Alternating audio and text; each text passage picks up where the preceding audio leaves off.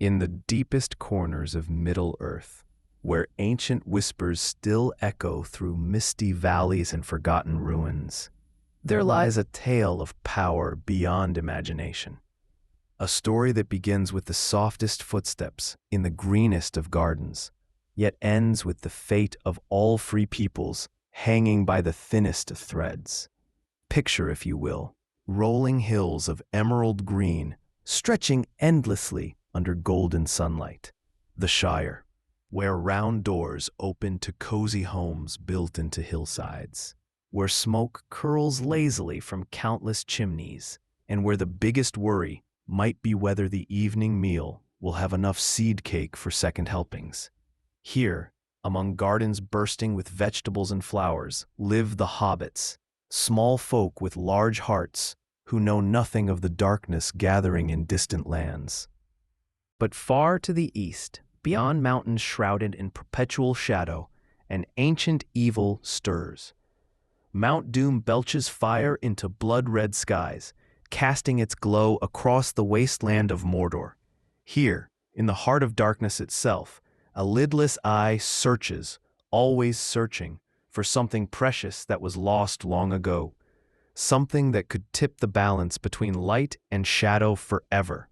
The One Ring, forged in secret, filled with malice, and lost for centuries in the depths of a mountain cave, this simple band of gold holds power enough to enslave every living soul in Middle-earth. For generations it is weighted in darkness, calling softly to any who might hear its whispered promises of strength, of dominion, of victory over all enemies. And now, after ages of silence, it has been found. But they are coming closer. Open windows, mixing with the distant rumble of thunder from the east, where lightning flickers across dark mountains like the flickering of a great and terrible eye. And in a comfortable hole in the ground, lined with warm wood and filled with the smell of fresh bread and pipe tobacco, an ordinary hobbit named Frodo Baggins sits by his fireplace, turning over and over in his palm a ring that seems so small, so insignificant, yet feels strangely heavy. Heavy with the weight of ages, heavy with the burden of choice, heavy with a destiny he cannot yet imagine. As the fire crackles in the hearth and shadows dance across the walls of Bag End, Frodo stares into the flames and wonders why this simple band of gold seems to whisper his name in voices too ancient and too terrible to understand. Outside, the wind picks up, rattling the round green door, and somewhere in the distance, the sound of hoofbeats echoes through the night. Hoofbeats that should not exist. Ka, weapon of terrible power, suddenly emerge from its hiding place. What force of fate has brought it into the light, just as shadows begin to lengthen across the lands? These questions hang in the air like smoke from a dying fire, and their answers will reshape the destiny of all who draw breath under sun. But why now? Why, when the world seems balanced between peace and war, does this ancient moon and stars? In the gentle hills of the Shire, evening mist rises from quiet streams while hobbits tend their gardens, completely unaware that their simple, peaceful world stands at the very center of a storm that could destroy everything they hold dear. The sound of their laughter drifts through, but they are coming closer.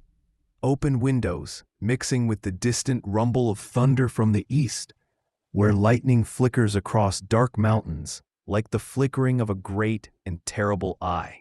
And in a comfortable hole in the ground, lined with warm wood and filled with the smell of fresh bread and pipe tobacco, an ordinary hobbit named Frodo Baggins sits by his fireplace, turning over and over in his palm a ring that seems so small, so insignificant, yet feels strangely heavy.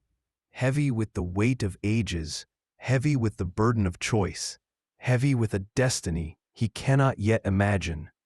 As the fire crackles in the hearth and shadows dance across the walls of Bag End, Frodo stares into the flames and wonders why this simple band of gold seems to whisper his name in voices too ancient and too terrible to understand. Outside, The wind picks up, rattling the round green door, and somewhere in the distance, the sound of hoofbeats echoes through the night. Hoofbeats that should not exist. Frodo Baggins had always considered himself the most ordinary of hobbits. At 50 years old, which is quite respectable for one of his kind, he possessed the typical hobbit love of good food, comfortable chairs, and peaceful afternoons in the garden. His curly brown hair caught the light streaming through the circular windows of Bag End, and his large bare feet were perfectly suited for walking the soft paths between flower beds and vegetable patches. Nothing about him suggested that he might one day hold the fate of Middle-earth in his hands. Bag End itself was the very picture of hobbit comfort.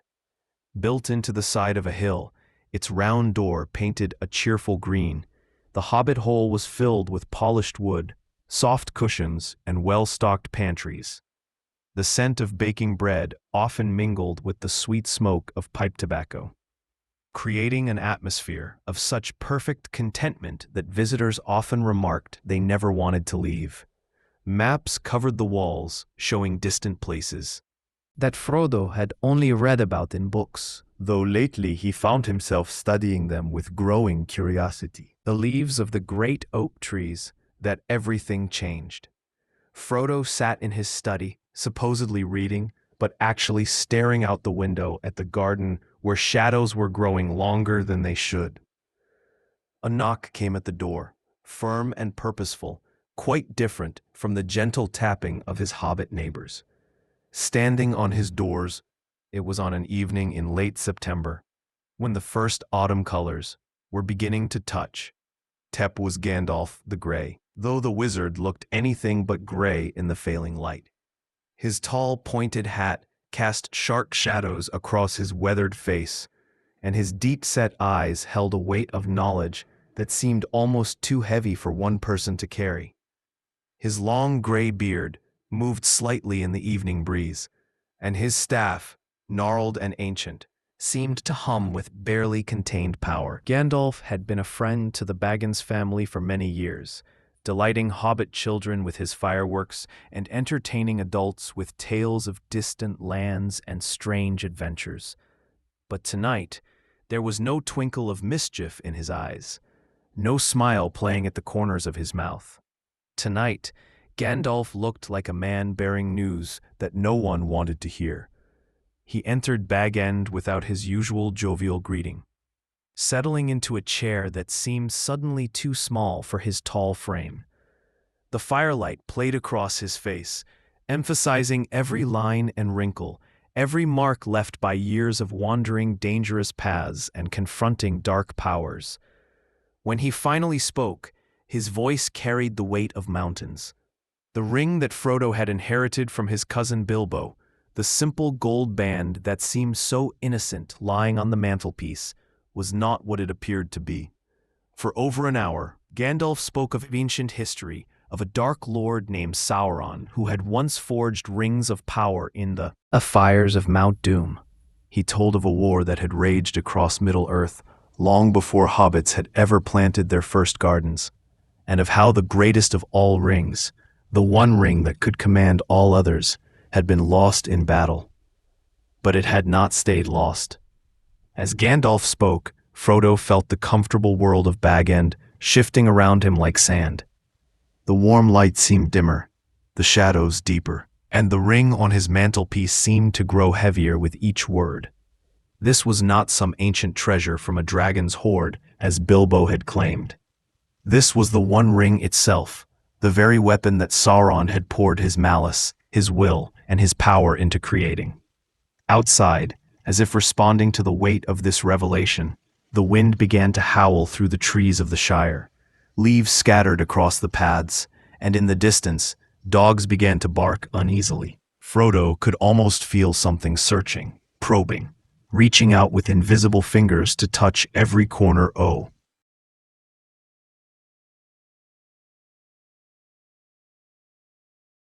His peaceful land. Gandalf's eyes met his across the flickering firelight, and in them Frodo saw both infinite compassion and terrible necessity. The wizard's next words fell like stones into still water, creating ripples that would spread far beyond the borders of the Shire. The enemy had returned to his stronghold in Mordor. Even now, his armies were gathering. His spies were spreading across Middle-earth, and his most terrible servants, the Nine Ring Wraiths, were riding forth to search for the precious thing their master had lost. They would not stop, Gandalf explained, until they found it. And when they did, if Sauron reclaimed his ring, no power in Middle-earth would be able to stand against him. The fire in the hearth seemed to burn lower, and shadows crept closer to where the two sat in heavy silence. Frodo's hand moved unconsciously toward the ring, then stopped as he noticed how much he wanted to touch it, to hold it, to slip it onto his finger, and feel its strange seduction. But that way lay only darkness. As if reading his thoughts, Gandalf leaned forward, his eyes burning like coals in the firelight. There was still hope, he said, though the path ahead would be more dangerous than anything the Shire had ever known. The ring could be destroyed, but only in the fires where it was made. Only in the heart of Mount Doom itself could the One Ring be unmade.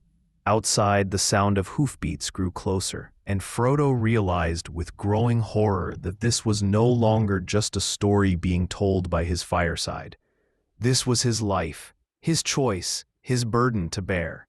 And somewhere in the darkness beyond his round green door, something with eyes like burning coals was searching for him, guided by the very ring that sat so innocently on his mantelpiece, calling out to its master with a voice only evil could hear.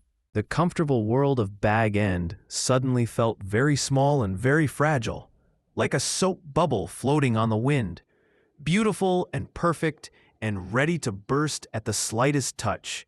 The morning after Gandalf's revelation dawned gray and cold, as if the very weather had shifted to match the darkness that now clouded Frodo's world.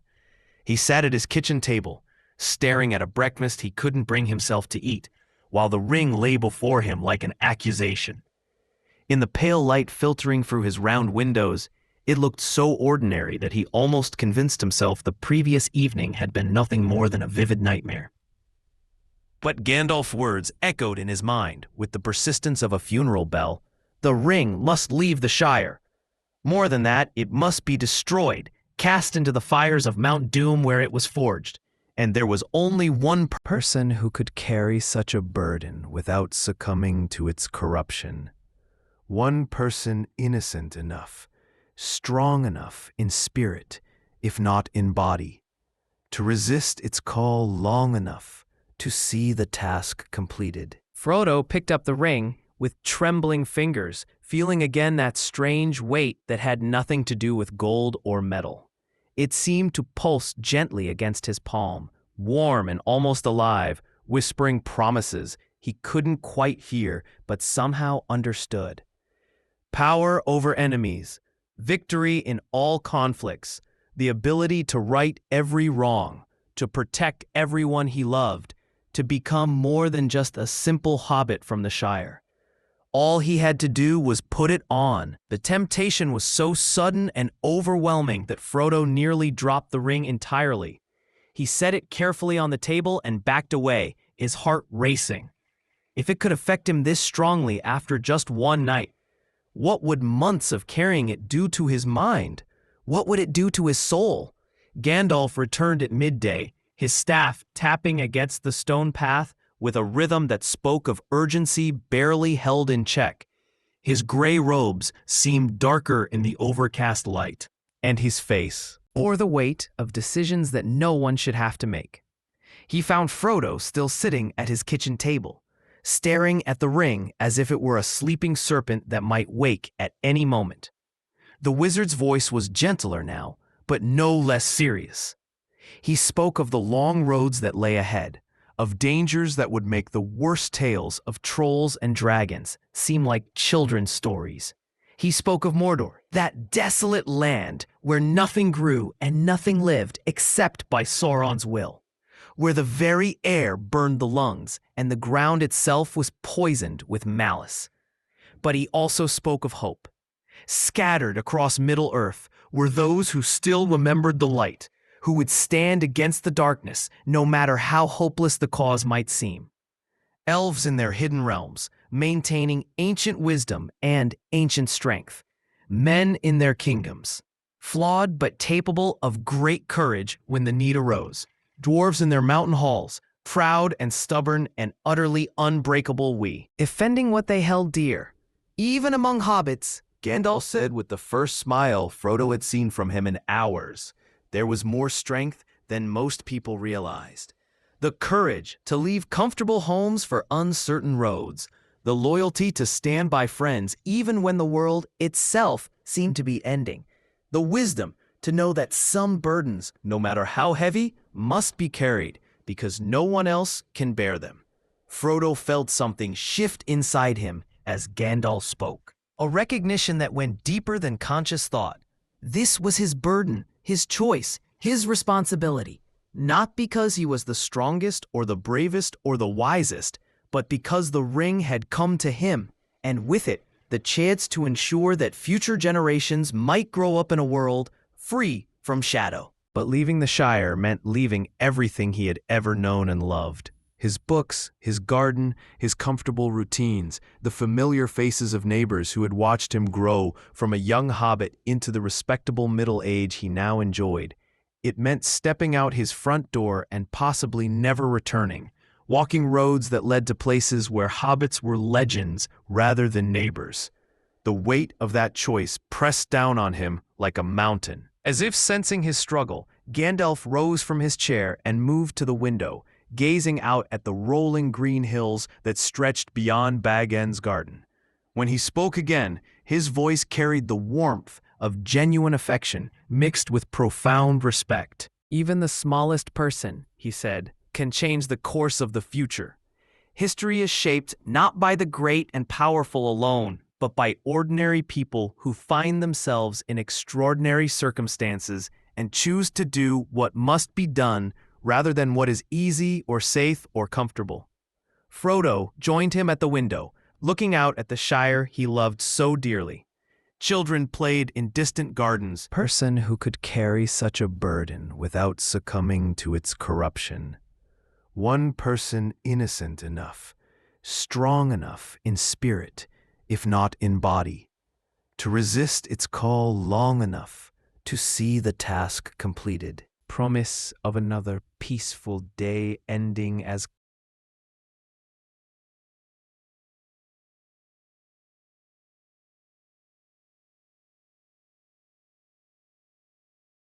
this was what he would be fighting for.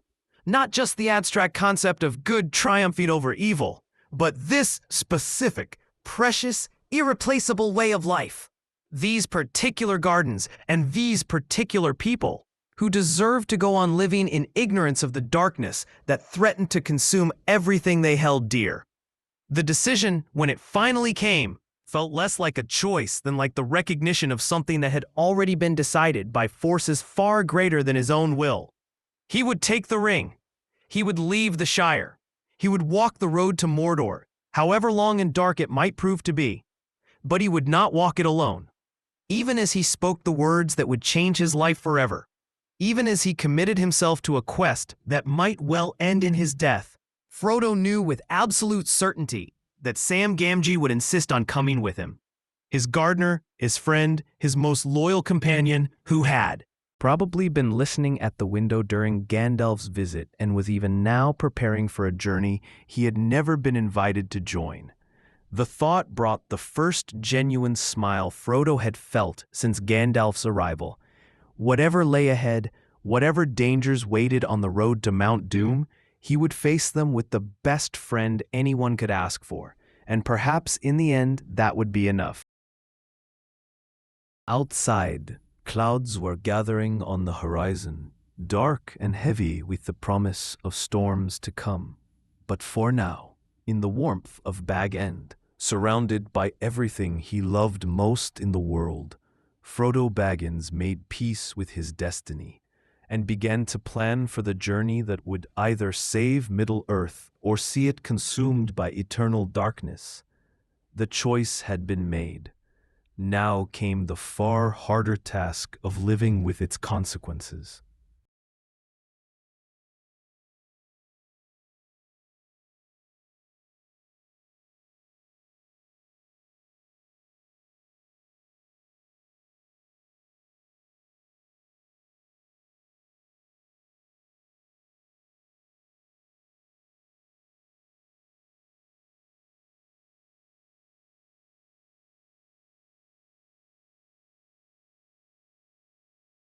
3 nights after Gandalf's departure, when the moon was nothing more than a thin silver crescent barely visible through racing clouds, 4 hobbits slipped quietly through the back gate of Bag End and into the wider world beyond.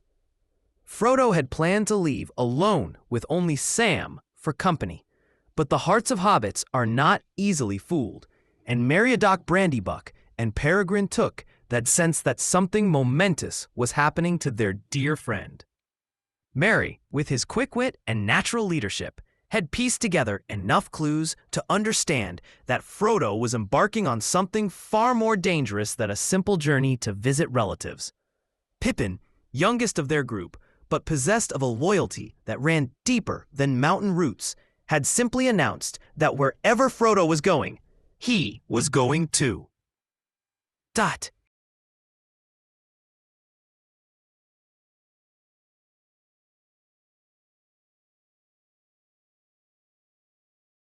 Neither would accept refusal, and in truth, Frodo found himself grateful for their company as they stepped onto the dark path that led away from everything familiar.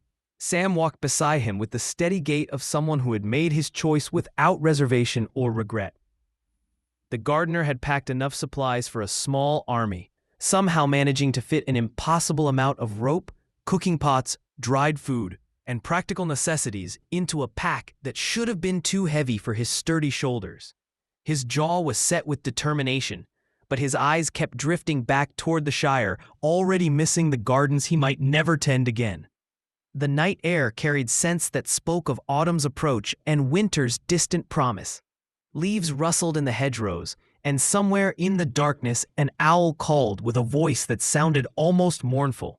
Their footsteps seemed impossibly loud on the packed earth of the lane, though they tried to move as quietly as possible. Every shadow might hide watching eyes. Every sound might signal approaching danger. Frodo's hand moved unconsciously to the chain around his neck, where the ring hung hidden beneath his shirt. Even wrapped in cloth and concealed from sight, he could feel its presence like a second heartbeat, steady and patient and somehow amused by his efforts to ignore it.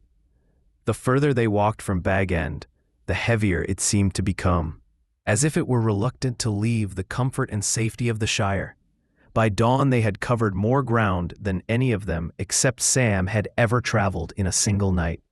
The familiar landmarks of their childhood had given way to countryside that seemed both beautiful and subtly threatening.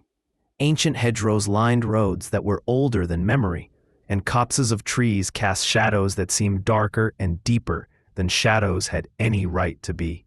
They paused to rest beside a stream that chattered cheerfully over smooth stones, its voice a welcome reminder that not everything in the world had changed. Pippin produced a small meal of bread and cheese from his pack, and for a few precious moments, they could almost pretend they were simply on a walking holiday, exploring new country for the joy of discovery. But the pretense couldn't last. As they ate, Frodo found himself scanning the horizon for signs of movement, listening to every bird call and insect buzz for sounds that didn't belong.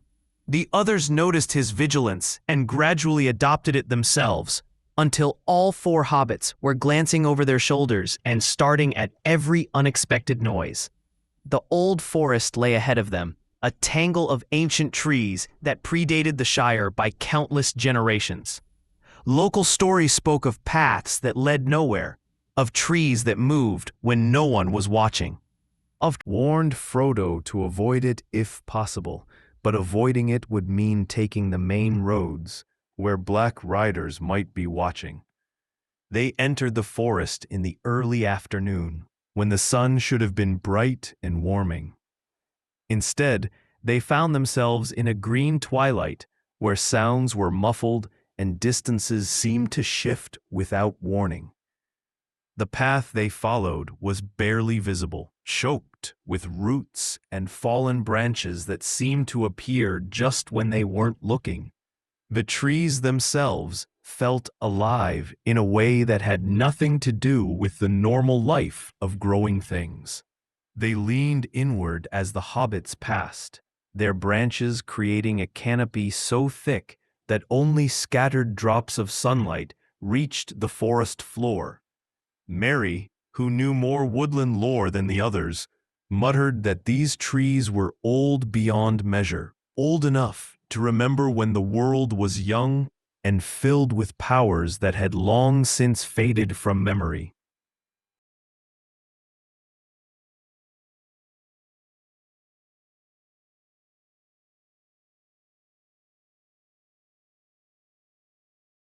Hours passed in this strange half-light, and gradually the hobbits began to feel a drowsiness that had nothing to do with physical tiredness. The air itself seemed thick and sleepy, filled with the scent of old leaves and older earth. Their steps grew slower, their eyelids heavier, until even the normally energetic Pippin was yawning, despite his efforts to stay alert. It was Sam who first noticed that the path had disappeared entirely. One moment they were following what seemed like a clear trail. The next they were standing in a small clearing, surrounded by trees that looked exactly like every other tree they had passed. Worse, when they tried to retrace their steps, they found only more trees, more shadows, more of the same drowsy green light that made thinking clearly almost impossible. Panic began to creep into their hearts as they realized how completely lost they had become. The old forest had claimed them just as the stories said it would, drawing them deeper into its ancient heart, where time moved differently and the rules of the ordinary world no longer applied. They called out to each other, their voices sounding thin and strange in the muffled air, and huddled together for comfort that seemed increasingly fragile. As evening approached, they found themselves beside a river they didn't remember crossing, with no clear memory of how they had arrived there.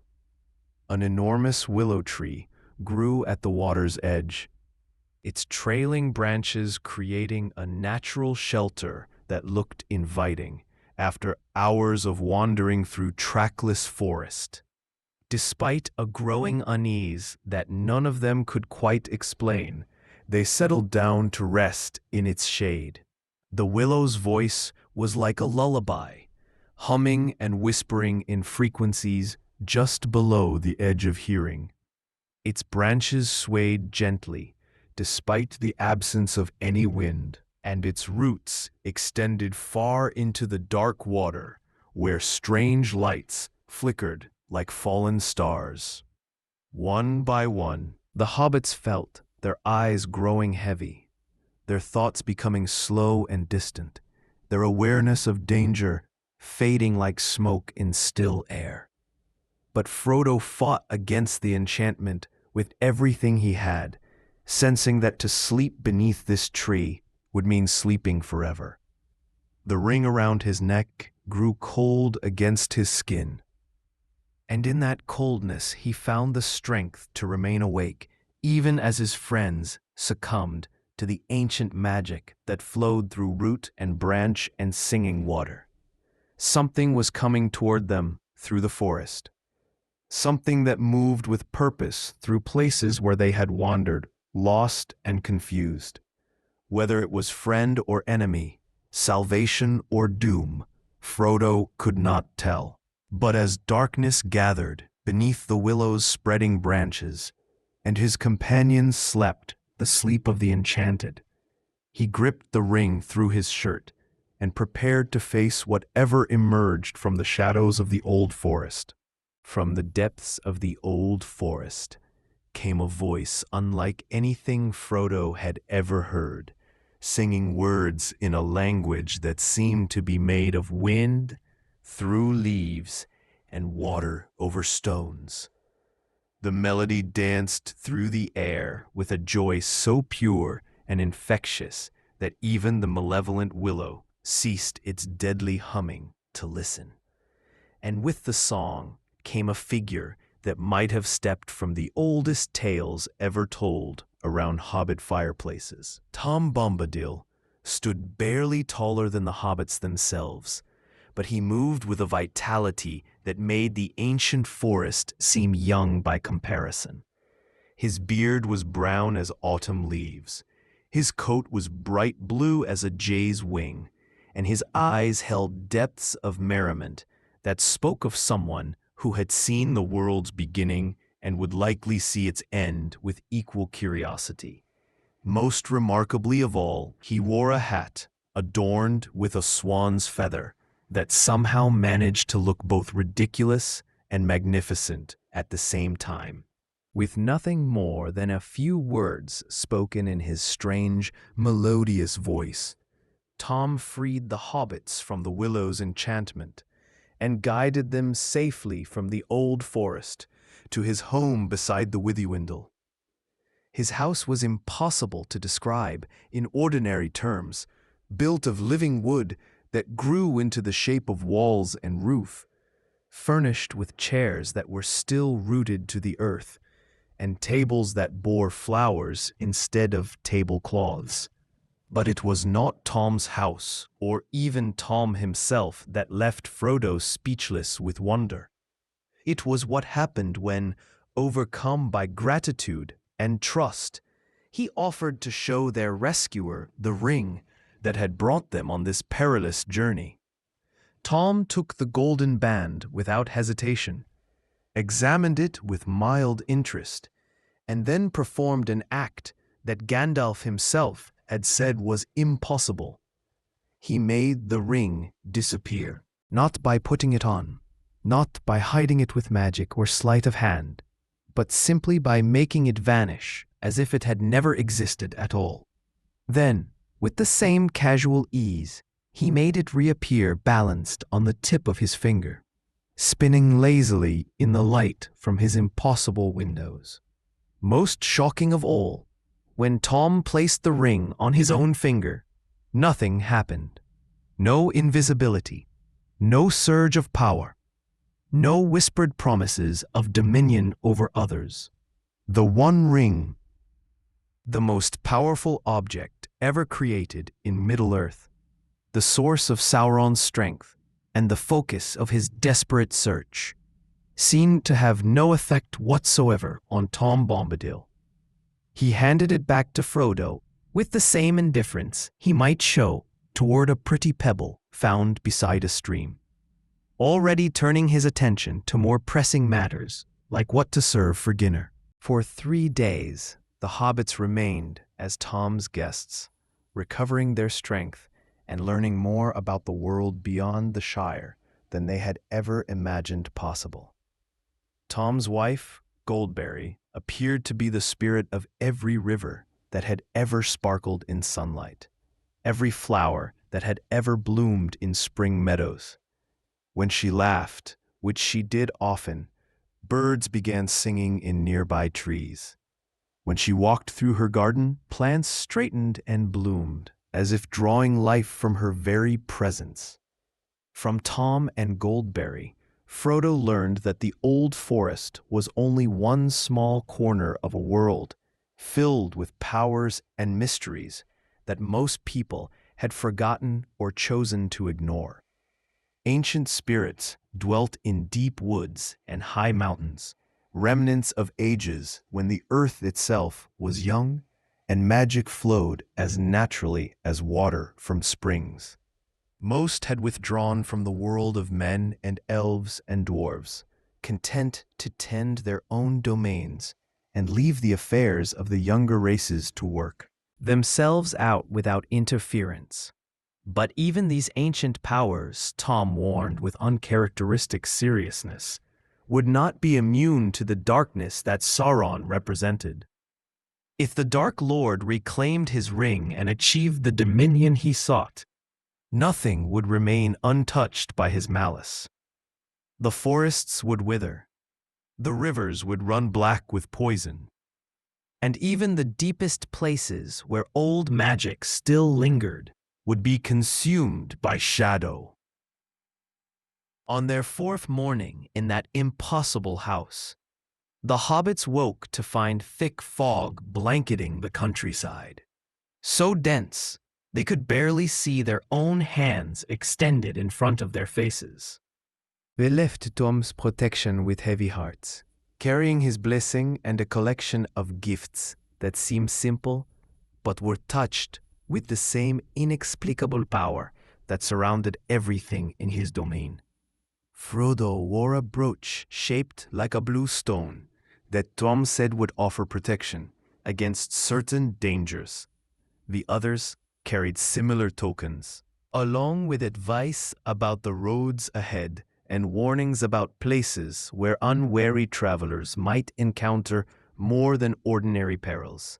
Their path led through the Barrow Downs, rolling hills dotted with ancient burial mounds that predated any kingdom whose name was still remembered. In the pale morning light filtered through persistent mist, the barrows looked like sleeping giants covered with grass and wildflowers. But as the day wore on and the fog refused to lift, those same mounds began to seem more ominous, like watchful eyes in a face turned toward the heavens. It was here, wandering through passages between hills that all looked identical in the gray half-light, that the hobbits finally encountered the first servants of the enemy. Not the black riders that Gandalf had warned them about, but something equally dangerous in its own way, the restless spirits that haunted the burial grounds of forgotten kings. The Barrow Wight that found them was old beyond measure, a remnant of the ancient battles between light and darkness that had raged across Middle-earth long before hobbits had ever planted their first gardens. It appeared as a figure wrapped in tattered robes that might once have been rich fabric, but had decayed into something resembling spider webs, with eyes like pale stars and a voice like wind through empty crypts. But where the old willow had used subtle enchantment to trap its victims, the Barrow Wight relied on more direct methods. Cold seeped from its presence like winter air, and terror followed in its wake, the kind of absolute, paralyzing fear that strips away all rational thought and leaves only the primitive desire to flee. The creature spoke in languages that had been dead for millennia, weaving spells that reached deep into the hobbits' minds and found their darkest fears, their deepest sorrows, their most private shames. One by one, Merry, Pippin, and Sam succumbed to visions of despair so complete that they lost all will to resist, standing motionless as the Wight prepared to claim them for its collection of eternal prisoners. But Frodo, protected by Tom's gift and strengthened by the ring's power, even though he dared not use it, found the courage to call upon their rescuer's name. The word rang out across the Barrow Downs like a bell, cutting through fog and enchantment with the force of absolute authority. Tom Bombadil's voice answered from impossibly far away, singing the same joyous songs that had first announced his presence in the old forest. The Barrow Wight recoiled as if struck by lightning, its form dissolving like mist before the rising sun, its ancient malice scattered by the simple power of someone who remembered what the world had been like before shadow and fear had taken root in the hearts of thinking beings. When the fog finally lifted, the hobbits found themselves at the edge of the Barrow Downs, with the town of Bree visible in the distance and the promise of hot meals and warm beds drawing them forward like a beacon. But they also carried with them a deeper understanding of what they faced, and a growing awareness that the comfortable world of the Shire was far smaller and more fragile than they had ever suspected. Behind them, the ancient burial mounds stood silent once more, keeping their secrets beneath coverings of grass and flowers. But ahead lay stranger dangers still, and enemies whose malice was focused and intelligent and utterly without mercy. The real journey was only beginning. The inn at Bree should have been a sanctuary, a place where 4 weary hobbits could rest their feet and fill their bellies while planning the next stage of their journey. The prancing pony had welcomed travelers for generations, its thick stone walls and cheerful firelight promising safety from whatever dangers lurked in the darkness beyond its doors. But safety, Frodo was beginning to learn, was an illusion that could be shattered by a single wrong word or an unguarded moment. It began innocently enough. Pippin, youngest and most talkative of their group, had been regaling the common room with tales of their adventures, carefully edited to remove any mention of rings or wizards or ancient evils. But wine loosens tongues, and excitement makes even tearful hobbits forget their caution. When Pippin began to speak of their home, describing the green hills and peaceful valleys of the Shire, with the fond pride of someone who might never see them again, Frodo realized that interested ears were listening from shadowed corners. The men of Bree were friendly enough, curious about news from the Shire, and eager to share their own gossip about strange happenings on the roads. But there were others in the common room that night, figures who sat apart from the local folk and spoke in whispers when they spoke at all. Their eyes followed the hobbits with an intensity that made Frodo's skin crawl, and their questions, when they asked any, probed just a little too deeply into matters that should have been of no concern to strangers. In a moment of panic, seeing Pippin about to reveal far more than was safe, Frodo jumped onto a table and launched into an impromptu song, hoping to distract attention from his friend's dangerous chatter. But the ring around his neck seemed to have other plans. As he danced and sang, carried away by the laughter and applause of his audience, the chain slipped and the ring flew from his fingers, spinning golden in the firelight for a moment that lasted an eternity. Without thinking, acting on pure instinct, Frodo reached out to catch it. The ring slipped onto his finger as naturally as if it belonged there, and in that instant the prancing pony vanished around him. The laughter died away, the firelight faded, and he found himself standing alone in a world of shadows and whispers, invisible to mortal eyes, but terrifyingly visible to other kinds of sight. Through the gray twilight of the Wraith world, Frodo saw the common room as it truly was. The cheerful faces of Bree folk remained unchanged, but the strangers in the corners were revealed as something far more sinister. Dark cloaks concealed forms that were not entirely human, and eyes that burned with a cold fire searched the room with predatory hunger. These were the servants of the enemy, spies and worse things that had come to Bree, following rumors of hobbits asking too many questions about roads leading east. But most terrifying of all was the great eye that suddenly turned its attention toward him, a presence so vast and malevolent that it seemed to press down on his mind like a mountain. Sauron had felt the ring's use, had sensed its location for that brief moment when the barrier between seen and unseen worlds had been crossed. Across all the leagues that separated Bree from Mordor, the Dark Lord's will reached out like a grasping hand, seeking the precious thing that had been lost for so long. Frodo tore the ring from his finger with desperate strength, reappearing in the common room to find chaos erupting around him. The mysterious strangers had vanished, melting away into the night like smoke before wind. The Bree folk muttered nervously about magic and ill omens, crossing themselves and reaching for charms that their grandmothers had taught them to carry. Merry, Pippin, and Sam surrounded him with worried faces, though he could see in their eyes that they didn't fully understand what had just happened. Barlaam Butterbur, the inn's proprietor, hustled them quickly to their rooms with nervous apologies and assurances that such strange events were entirely unprecedented in his establishment. But Frodo noticed how the man's hands shook as he lit their candles, and how his eyes kept darting to the windows as if expecting unwelcome visitors to appear at any moment. Sleep proved impossible.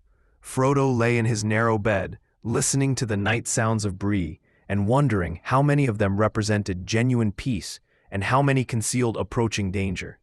The ring felt heavier than ever against his chest, and he found himself fighting the urge to touch it, to draw comfort from its smooth warmth, even though he knew such comfort was an illusion that would ultimately destroy him. It was Sam who first noticed the scratching at their window, so soft it might have been mistaken for branches moved by wind. But there was no wind that night, and the sound had a deliberate quality that made all four hobbits freeze in their beds, hardly daring to breathe. Something was testing the latch, probing gently, but persistently, for a way inside. They huddled together in the center of the room, clutching walking sticks and eating knives that seemed pathetically inadequate against whatever lurked beyond the glass. The scratching continued for what felt like hours, sometimes at the window, sometimes at the door, sometimes seeming to come from the very walls themselves. Through it all, Frodo felt the weight of invisible eyes studying him, measuring him, planning how best to take from him the thing they sought. Dawn came eventually, as dawn always does, and with the first gray light, the sounds ceased. When Butterbur arrived with their breakfast, he seemed genuinely puzzled by their haggard appearance and their questions about nocturnal visitors. Nothing unusual had happened, he insisted. The inn had been as quiet as a tomb all night long. But in the muddy courtyard outside their window, Sam found the prints that proved their fears had been more than imagination. Hoof prints, but wrong somehow, too large and too deep for any normal horse. The earth itself seemed to recoil from whatever had made them, leaving impressions that looked burned into the ground as if by acid or fire. Their mysterious protector revealed himself at breakfast, introducing himself simply as Strider and demonstrating a knowledge of their circumstances that should have been impossible for a complete stranger to possess. He was a ranger, he explained, one of the Dunedain who watched the roads and protected travelers from dangers they never knew existed. He had been sent to find them, to guide them safely to their destination. Though he spoke in riddles about who had sent him and what that destination might be. Strider was tall and lean, weathered by years of living rough under open skies, with keen gray eyes that missed nothing and hands that bore calluses from sword hilt and bowstring. His clothes were practical rather than fine, designed for silent movement through wild country, and he carried himself with the easy confidence of someone who had faced death many times and lived to learn from each encounter. Most importantly, he knew about the Black Riders. They were abroad in greater numbers than had been seen for centuries, he told them, searching every road and questioning every traveler in their hunt for something of immeasurable value.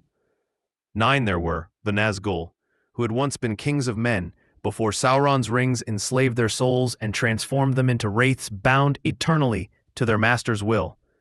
Neither fully alive nor completely dead, they rode forth on errands of such importance that failure would mean torments beyond mortal comprehension. The hobbits' only hope lay in speed and stealth, in avoiding the main roads where Black Riders roamed freely, and taking instead the hidden paths known only to rangers and other folk who moved through Middle-earth like shadows. It would be a harder journey, Strider warned, with rough sleeping and cold meals and constant vigilance against dangers both seen and unseen. But it was their only chance of reaching safety before the enemy's net closed completely around them. The weather-beaten summit of Weathertop rose from the surrounding hills like a broken tooth, its ancient stones still bearing the scars of battles fought in ages past. Here, where the Tower of Amun-Sul had once stood as a beacon of hope for all the free peoples of Middle-earth, only ruins remained to mark where kings had once kept watch over the lands below. But it was to this desolate place that Strider led the hobbits, seeking what small shelter the crumbling walls might provide against the night and the things that rode within it. The ranger moved with a practiced silence that made even Sam's careful footsteps sound clumsy by comparison. His eyes constantly scanned the horizon, reading signs in bent grass and disturbed stones that told stories invisible to less experienced travelers. Twice during their ascent, he stopped suddenly and motioned for absolute stillness, listening to sounds that the hobbits couldn't hear and watching for movements they couldn't detect. As afternoon faded into evening, Strider's tension became increasingly apparent. The lines around his weathered eyes deepened with concentration, and his hand never strayed far from the sword hilt that protruded from beneath his travel-stained cloak. When the hobbits asked what dangers he sensed, he answered only that the Black Riders had been this way recently, leaving traces of their passage like a poisonous trail through the landscape. The ruins themselves were more extensive than they had appeared from a distance, with foundations and fallen walls, creating a maze of hiding places and defensive positions. But the stones themselves felt wrong somehow, tainted by ancient sorrow and more recent malevolence. Plants grew poorly here, and those that did manage to take root were twisted and sickly, as if drawing sustenance from soil that had been cursed. Strider chose their campsite with military precision, positioning them where the broken walls would provide protection from multiple directions, while still allowing clear views of the approaches. He forbade any fire, despite the chill that crept in with darkness, explaining that light would draw unwanted attention from creatures whose sight was keener in shadow than in daylight. As the stars emerged overhead, cold and distant in the clear sky, Frodo found himself thinking of Bag End and wondering if he would ever again sit by a warm hearth with nothing more dangerous to worry about than whether the seed cake had baked properly. The ring pressed against his chest with its familiar weight, and he noticed that it seemed colder here on Weathertop, as if responding to some invisible presence that hung over the ancient ruins like a shroud. The attack came near midnight, when the moon had set and darkness lay heavy across the hilltop. Frodo woke, not to any sound or movement, but to a feeling of absolute terror that seemed to seep from the very stones around them. The temperature dropped so suddenly that their breath became visible in white puffs, and frost began forming on the grass despite the season.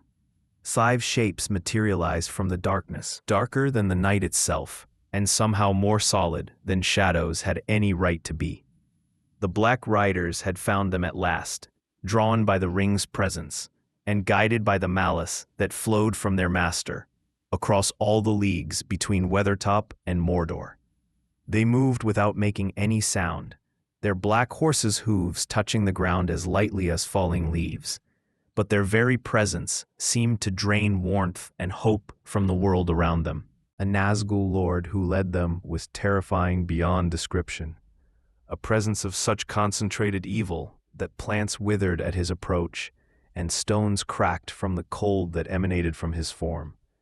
His crown was invisible but somehow more real than any metal circlet could have been, and his voice, when he spoke, carried the authority of one who had commanded armies and toppled kingdoms. He called to Frodo in words that bypassed the ears and spoke directly to the mind, promising an end to pain and fear if only the ring-bearer would surrender what he carried. The temptation was overwhelming, not because the promises were believed, but because the alternative seemed so hopeless.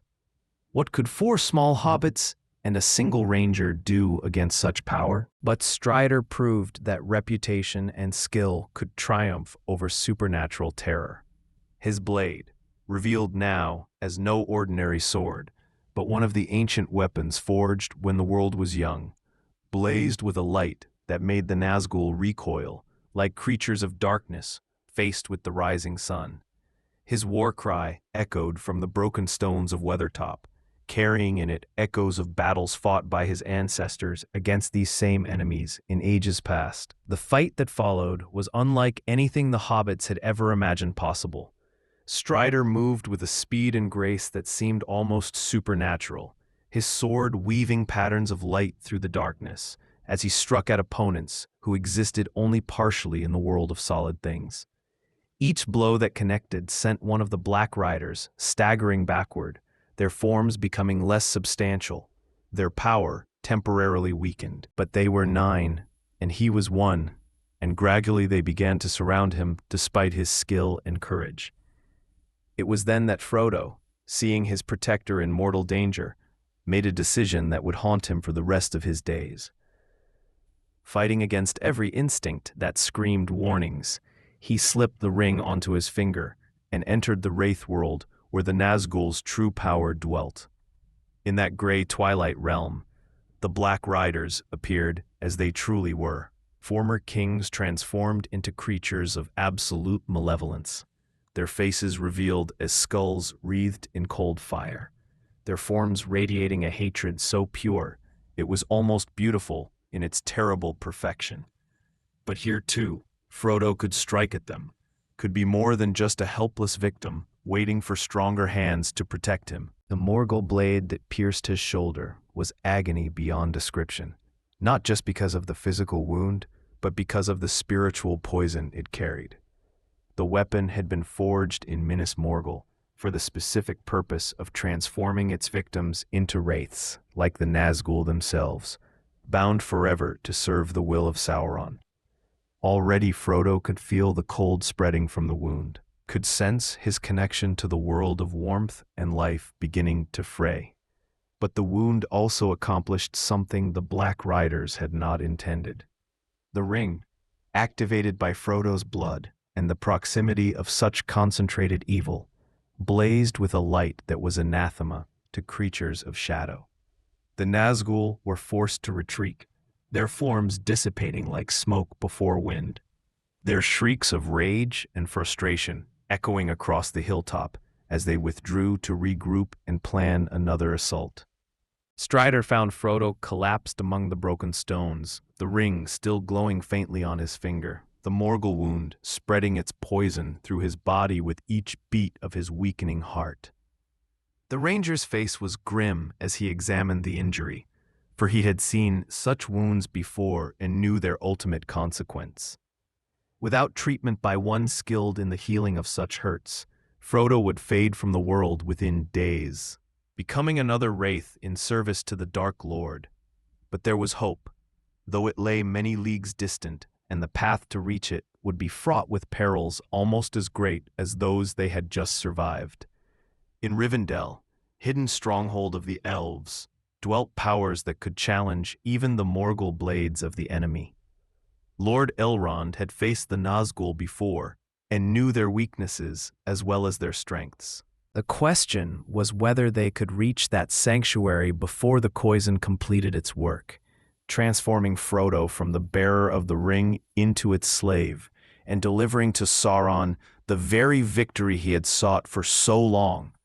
Time was now their greatest enemy, more dangerous than Black Riders or wild beasts or any of the other perils that waited on the road ahead. As dawn broke over the ruins of Weathertop, revealing the damage from their supernatural battle, 4 hobbits and a ranger began a race against time and fate itself, carrying between them the hope of all Middle-earth and the growing certainty that they might not be strong enough to preserve it. The journey from Weathertop toward Rivendell became a nightmare of pain and fading strength as the Morgul blade's poison spread through Frodo's body like ice flowing through his veins. Each step required tremendous effort, and with every passing hour, his connection to the solid world grew more tenuous. Colors began to fade from his vision, replaced by the gray twilight of the Wraith world, where the Black Riders moved with terrible purpose, always hunting, always drawing closer. Strider pushed their small company harder than ever before, abandoning all pretense of stealth in favor of speed. The Rangers' knowledge of hidden paths and forgotten ways kept them ahead of their pursuers, but barely. Behind them, always behind them, the thunder of hoofbeats echoed across the wilderness as the 9 rode in relentless pursuit, their power grown stronger rather than weaker after the confrontation at Weathertop. Sam refused to leave Frodo's side, supporting his master when walking became impossible, and carrying him bodily when even that failed. The loyal gardener's face was etched with worry and determination, his usual cheerful chatter replaced by grim silence broken only by gentle words of encouragement spoken directly into Frodo's ear.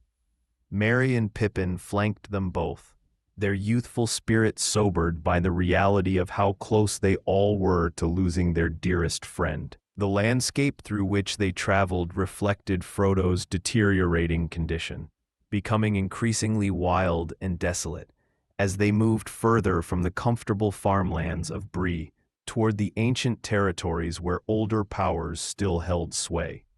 Trees grew twisted and strange, their branches reaching toward the sky like arthritic fingers, and the very air seemed thinner, harder to breathe, filled with whispers in languages that predated the speech of men. On the third day after Weathertop, when Frodo's strength had faded to the point where he could no longer walk at all, they encountered the first sign that hope might yet survive. A figure on horseback appeared on the ridge ahead of them, tall and graceful and radiating a light that seemed to push back the shadows gathering around their small party. This was no mortal rider, but one of the firstborn, an elf lord, whose presence brought immediate relief from the oppressive weight of despair that had been crushing down on them. Glorfindel of Rivendell had ridden forth at Lord Elrond's command, guided by the same foresight that allowed the wise to perceive the threads of fate before they were fully woven. His horse, Asphaloth, was no ordinary mount, but one of the Mirrors, the princes of horses, whose speed and endurance surpassed those of any mortal steed. More importantly, both rider and horse bore with them something that the Nazgul could not easily face: the light of Valinor, the undying radiance of the blessed realm that lay beyond the circles of the world. But even Glorfindel's power might not be sufficient to save Frodo from the fate that awaited all who were pierced by Morgul blades.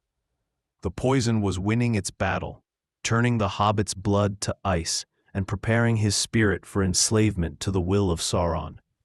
Only in Rivendell, where the greatest healing arts known to Middle-earth were practiced, could such a wound be treated successfully. The ford of Bruinen lay ahead, the boundary between the wild lands and the hidden valley where Elrond's house provided sanctuary for all who sought it with pure intentions. But crossing that ford would require Frodo to summon reserves of strength he no longer possessed, to resist the final assault that the Nazgul would surely mount before allowing their prize to escape into the protection of Rivendell. As they approached the shallow crossing, the sound of pursuit grew louder behind them. All 9 black riders had gathered for this final confrontation, their forms more solid and terrible than ever before, as they drew upon their master's power for one decisive strike. The very stones of the riverbed seemed to recoil from their approach, and fish died in the water simply from proximity to such concentrated malevolence. Glorfindel placed Frodo on Asphaloth's back, knowing that only the great horse's speed might carry the ring-bearer across the water before the Nazgul could prevent his escape. But Frodo, weakened as he was, nearly fell from the saddle as waves of terror and pain washed over him from the approaching wraiths. The ring around his neck burned like a coal against his skin, responding to the nearness of the 9 who served its creator. The chase to the ford became a race between salvation and damnation, with Asphaloth's hooves striking sparks from the rocky ground as the horse stretched his great limbs to their utmost limit. Behind them, the black riders followed in a wedge formation, their terrible steeds matching the pace despite carrying riders whose weight was measured not in flesh and bone, but in accumulated malice and despair. At the water's edge, Frodo turned to face his pursuers one final time, the ring spell pulling him towards surrender, even as his hobbit courage demanded defiance. The Nazgul Lord commanded him to return, to accept the fate that awaited all who defied the will of Sauron.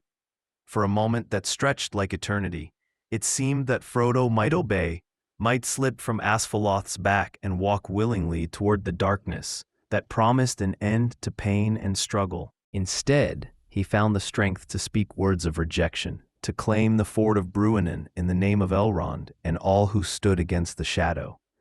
The river itself seemed to hear him, its waters rising in response to ancient protections woven into the very stones of its bed.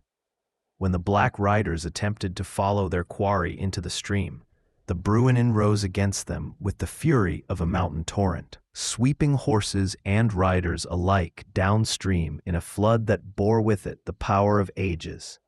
The nine were not destroyed, for that was beyond the strength of any earthly river, but they were scattered and diminished, their forms broken and their unified assault shattered. It would be days before they could regather their strength, weeks before they could resume their hunt. And by then, the ring-bearer would be beyond their reach in the hidden stronghold of their master's greatest enemies. Frodo collapsed as soon as Asphalloth carried him safely across the ford, the last of his strength exhausted by the effort of defying the Nazgul's command. The poison had spread so far through his system that he existed more in the Wraith world than in the realm of living things. His body cold as marble, and his breathing so shallow it was barely perceptible. But he had crossed the threshold of Rivendell, entered the protection of powers that had withstood the worst that Sauron could devise during the long ages of his dominion. Here, if anywhere, the Morgul Blade's work might be undone, and the ring-bearer restored to health and purpose. The hidden valley opened before them like a dream of what the world might have been if shadow had never touched it. Gardens bloomed in impossible profusion despite the lateness of the season, their flowers releasing fragrances that seemed to heal merely by being breathed. Streams sang with voices like silver bells, and the very air shimmered with a light that belonged neither to sun nor moon, but to something far more ancient and pure. In the heart of the sanctuary stood the House of Elrond, its architecture flowing like music made solid, its halls filled with the wisdom of ages, in the hope that even the darkest night must eventually yield to dawn. Here, Frodo would either be healed or pass beyond healing into the Grey Realm, where the servants of Sauron waited, with patient malice. The fate of the ring, and with it the fate of all Middle-earth, hung in the balance as the ring-bearer was carried into the house, where the wise gathered to plan the last defiance against an enemy whose power seemed beyond all hope of defeat. For 17 days, Frodo lay unconscious in the House of Elrond, his body fighting a battle against poison that had claimed countless victims before him. Elrond himself tended the wound, drawing upon healing arts that had been ancient when the kingdoms of men were still young dreams in their founders' minds. The Elf Lord's hands moved with practiced precision as he worked to draw the Morgul Blade's venom from Frodo's system, a process so delicate that even the slightest error might tip the balance toward eternal servitude to the Dark Lord.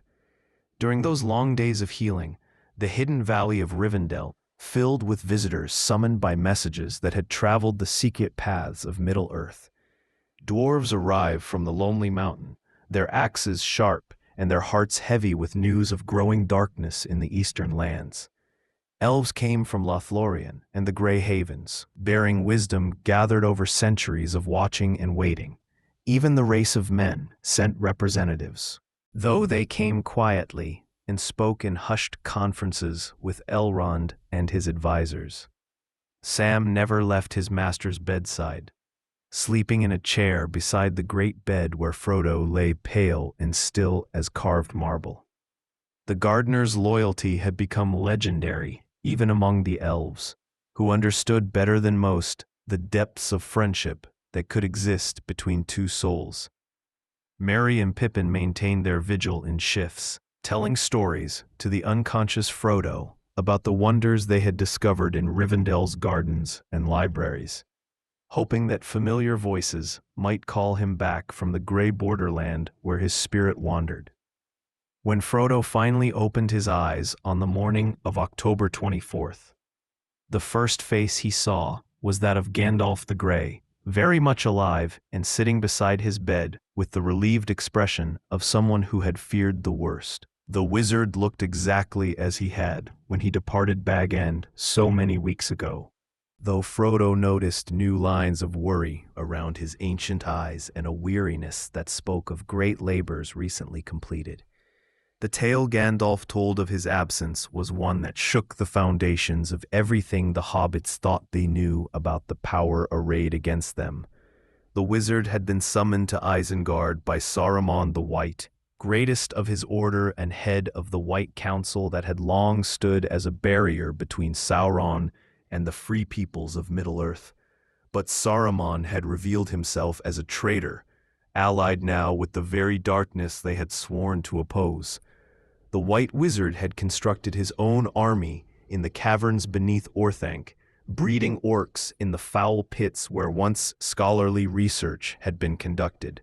His ultimate goal was to claim the One Ring for himself, believing that he could wield its power more wisely than either Sauron or any of the free peoples. In his arrogance, he had convinced himself that he could become a force for order in a chaotic world, never understanding that the ring's corruption would transform his good intentions into something far more terrible than Sauron's honest malice.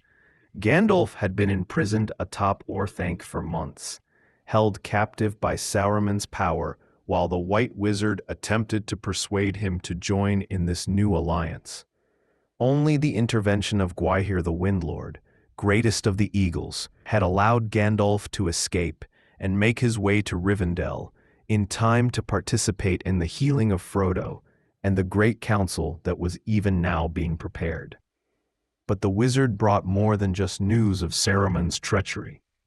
His captivity had given him time to study the ancient texts housed in Orthanc's libraries, and there he had discovered references that confirmed his worst fears about the ring's nature. The One Ring was not merely a tool of domination, but a repository of Sauron's own essence, containing so much of the Dark Lord's power that its destruction would mean his permanent defeat. This revelation transformed their understanding of what was at stake. The ring could not simply be hidden away or guarded by the wise, as some had hoped.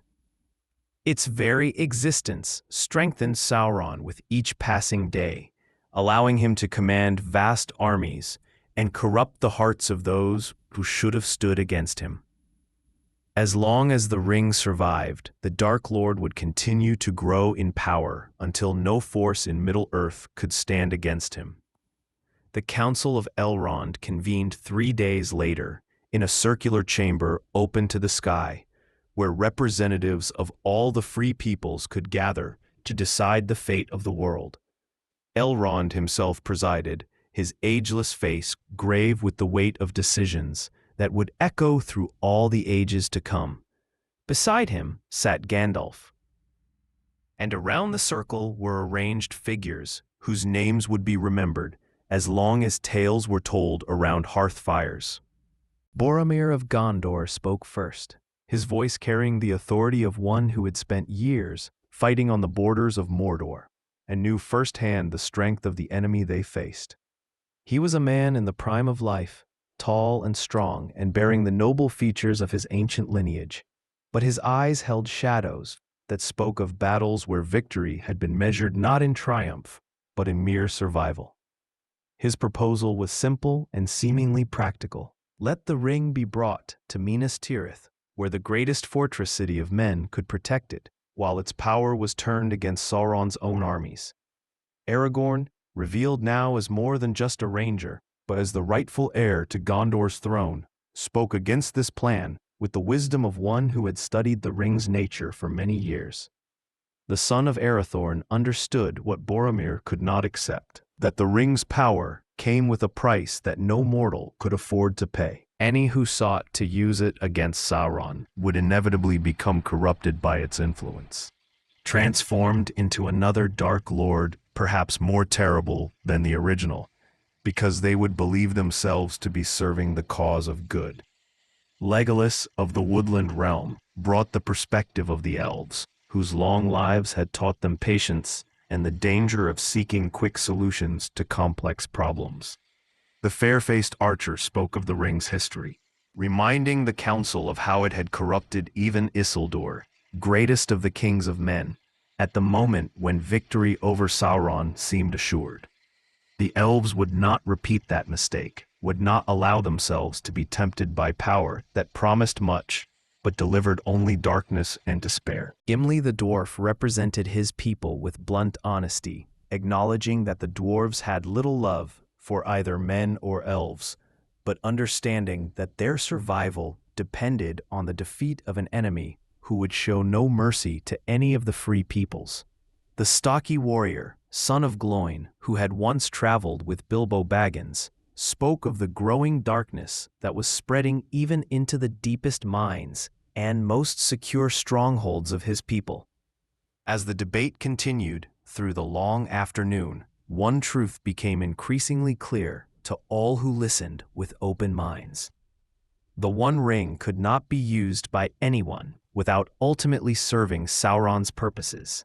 Its power was too great and too corrupt for any mortal being to wield safely, and even the wise among the elves dared not take such a risk with the future of Middle-earth hanging in the balance. There was only one solution, though it seemed impossible to implement. The ring must be destroyed, cast back into the fires of Mount Doom, where it had been forged. Only there, in the Samath Nar, where Sauron had poured his malice and will into gold, could the One Ring be unmade and its creator's power broken forever. But Mount Doom lay in the heart of Mordor, surrounded by armies beyond counting and protected by defenses that no military force could breach. The journey would be one of stealth rather than strength, undertaken by a small group that might slip past the enemy's attention where an army would be detected and destroyed. And such a mission would require someone to carry the ring through all the perils that lay ahead, resisting its corruption while drawing ever closer to the source of its power. The silence that fell over the council was heavy with the weight of an impossible choice, until a small voice broke the tension with words that would change the course of history. "I will take it," Frodo said simply, his voice barely above a whisper, but carrying clearly through the stunned silence that followed. "I will take the ring to Mordor, though I do not know the way." The words fell into the council chamber, like stones dropped into still water, creating ripples of shock and dismay that spread from face to face around the circle. Here was a hobbit, barely recovered from a wound that should have killed him, volunteering for a mission that seasoned warriors would consider suicidal. The very idea seemed absurd, yet something in Frodo's quiet dignity made it impossible to dismiss his offer as the foolish gesture of an inexperienced innocent. Elrond studied the ring-bearer with eyes that had seen the rise and fall of kingdoms, the birth and the death of ages, the slow turning of the wheel that ground mountains into dust and raised new peaks from the bones of the old. In Frodo, he saw something that the others had missed, a quality that went beyond courage or strength or even wisdom. The hobbit possessed a fundamental innocence that the ring had not yet managed to corrupt, a core of goodness that might prove strong enough to carry such a burden where greater heroes would fail. But the Elf Lord also understood the true nature of what Frodo was volunteering to attempt. Mount Doom lay at the heart of Mordor, surrounded not merely by armies and fortifications, but by the very essence of Sauron's malevolence. The Black Land was a realm where hope itself withered and died, where the air burned the lungs and the water poisoned any who drank it. Even if Frodo could somehow reach the Samath Naur without being detected, the ring's power would be at its greatest there, fighting with everything it possessed to avoid destruction. The debate that followed was fierce, but brief. Some argued that Frodo was too small, too weak, too inexperienced to undertake such a quest. Others pointed out that his very weaknesses might be strengths in disguise, that Sauron would never expect the ring to be carried by someone so seemingly insignificant. But underneath all the tactical discussions ran a deeper current of recognition that this choice, however unlikely it seemed, was somehow right, in ways that mere logic could not explain.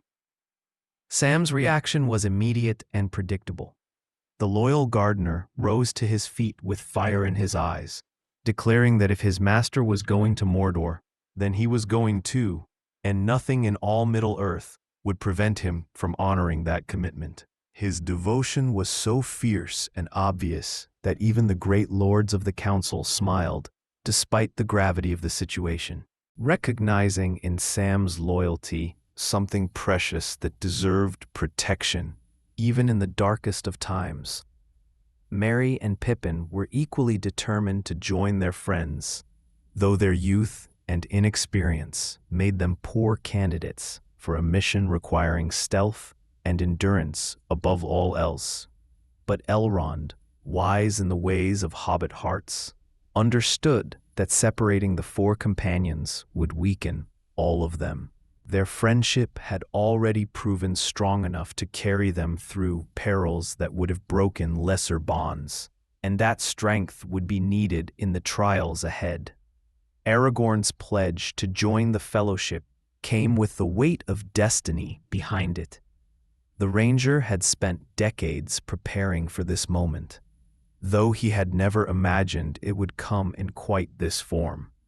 His knowledge of the wild lands, his skill with sword and bow, and his unshakable determination to see Sauron defeated made him an invaluable addition to their small company. More than that, his presence would lend credibility to their mission and help convince others to aid them when aid was most desperately needed.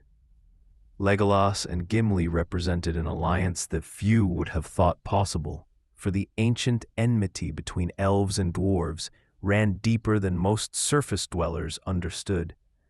Yet both recognized that old grudges must be set aside when the survival of all free peoples was at stake. The elf's keen senses and unerring archery would complement the dwarf's strength and knowledge of underground passages, assuming they could learn to work together despite centuries of mistrust between their peoples. Boromir's insistence on joining the Fellowship came from different motives, though his courage was unquestionable. The son of Denethor truly believed that the ring could be used as a weapon against Sauron, and he hoped that proximity to it during the journey might give him opportunities to convince the others of this view. His military experience and knowledge of Gondor's defenses would certainly be valuable, but there was something in his eyes when he looked at Frodo that made Aragorn uneasy, a hunger that spoke of desires not entirely pure. Gandalf's participation was both essential and problematic. The wizard's power and wisdom made him the natural leader of their enterprise. But his very presence would draw attention from enemies who might otherwise overlook a small group of apparently insignificant travelers. Still, the perils they would face were too great for any company to attempt without magical aid, and Gandalf's knowledge of Sauron's methods might mean the difference between success and catastrophic failure. As the Fellowship of the Ring was formally established, with solemn oaths sworn and sacred bonds forged that would hold even unto death, the weight of what they had committed to do settled over all 9 companions like a shroud. They would leave Rivendell's safety behind and venture into a world where darkness was ascendant, where every mile of their journey would be fraught with perils both seen and unseen. But before they could begin that journey, there were preparations to be made that would take weeks to complete. Weapons had to be forged or reforged, supplies gathered, routes planned through territories where maps were incomplete and information unreliable.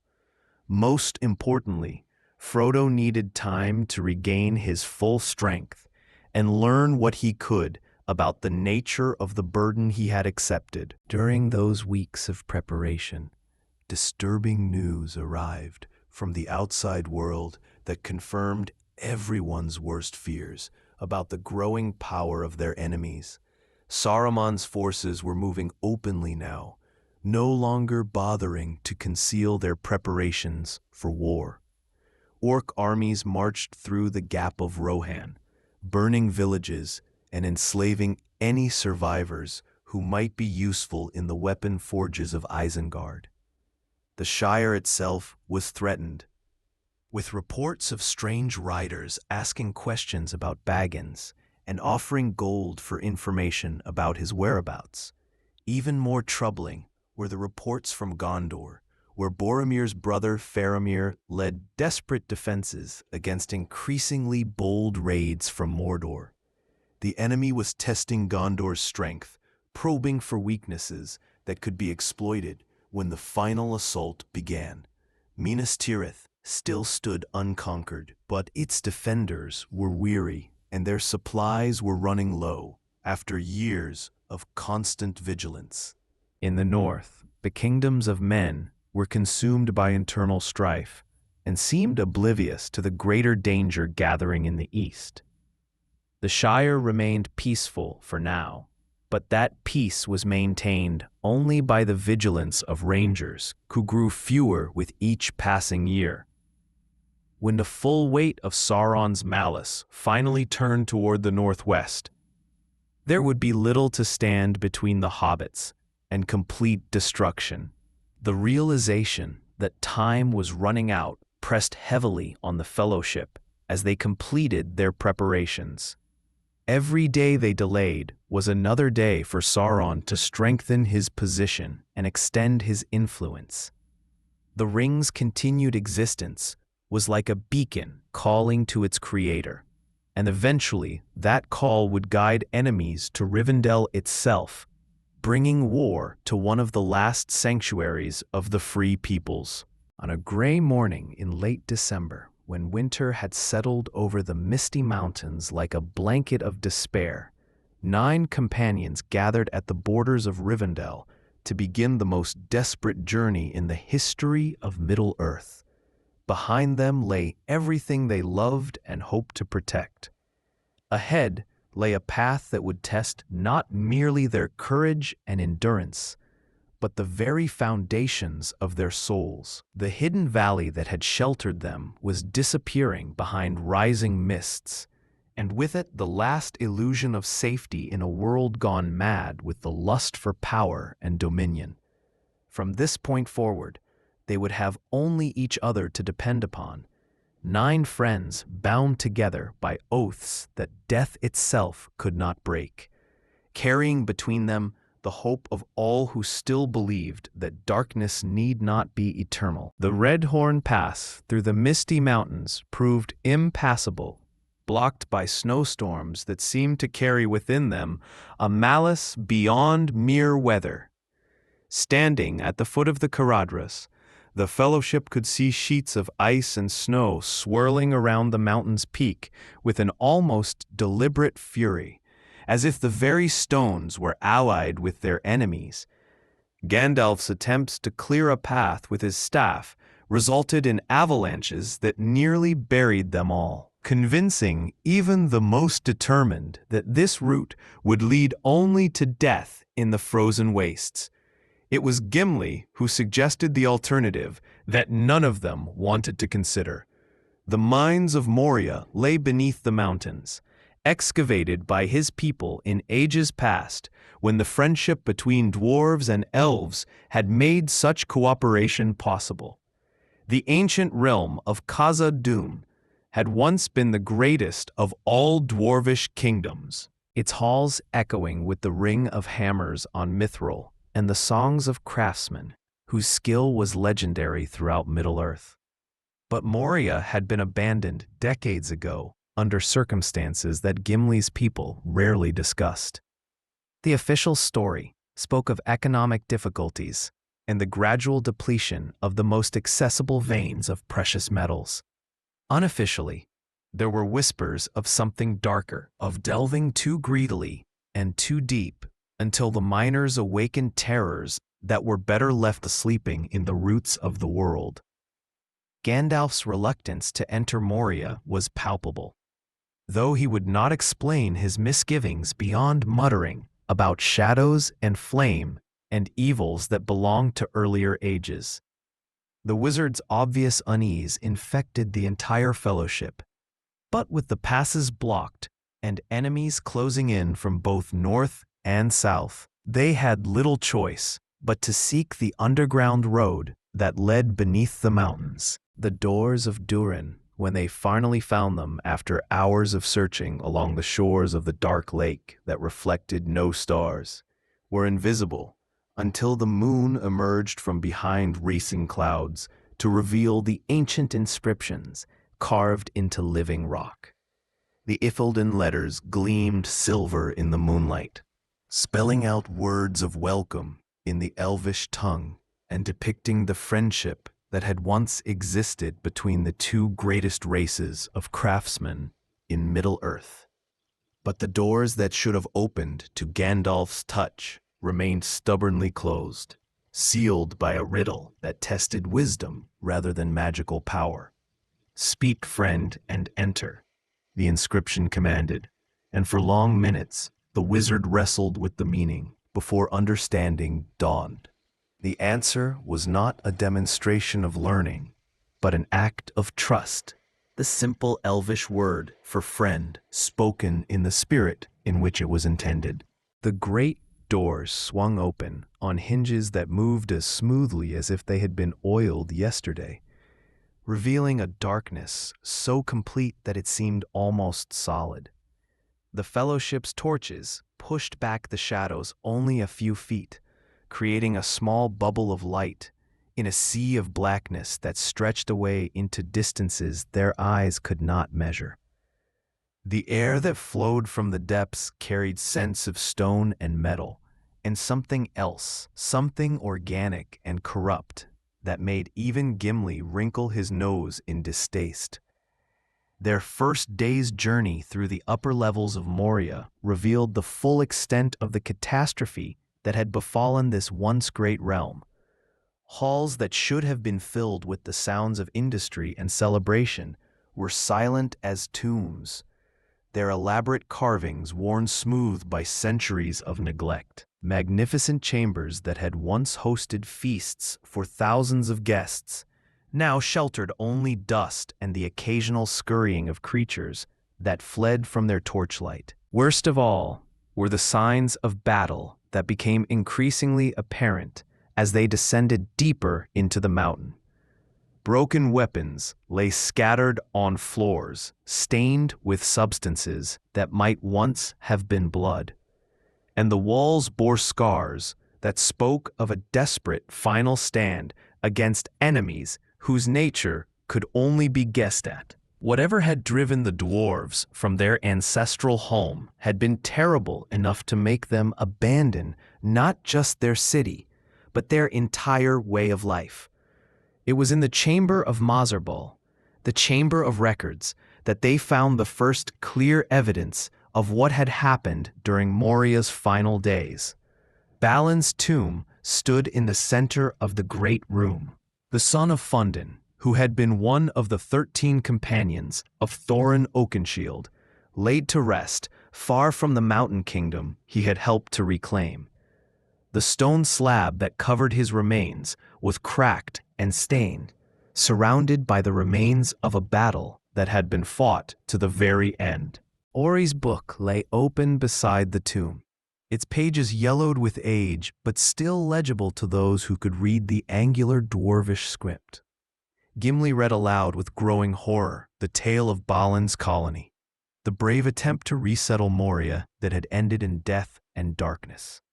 The entries grew increasingly desperate as the weeks passed, telling of drums beating in the deep places, of orcs gathering in numbers too great to count, and finally of something far worse stirring in the deepest shafts where the miners had delved beyond the reach of sunlight.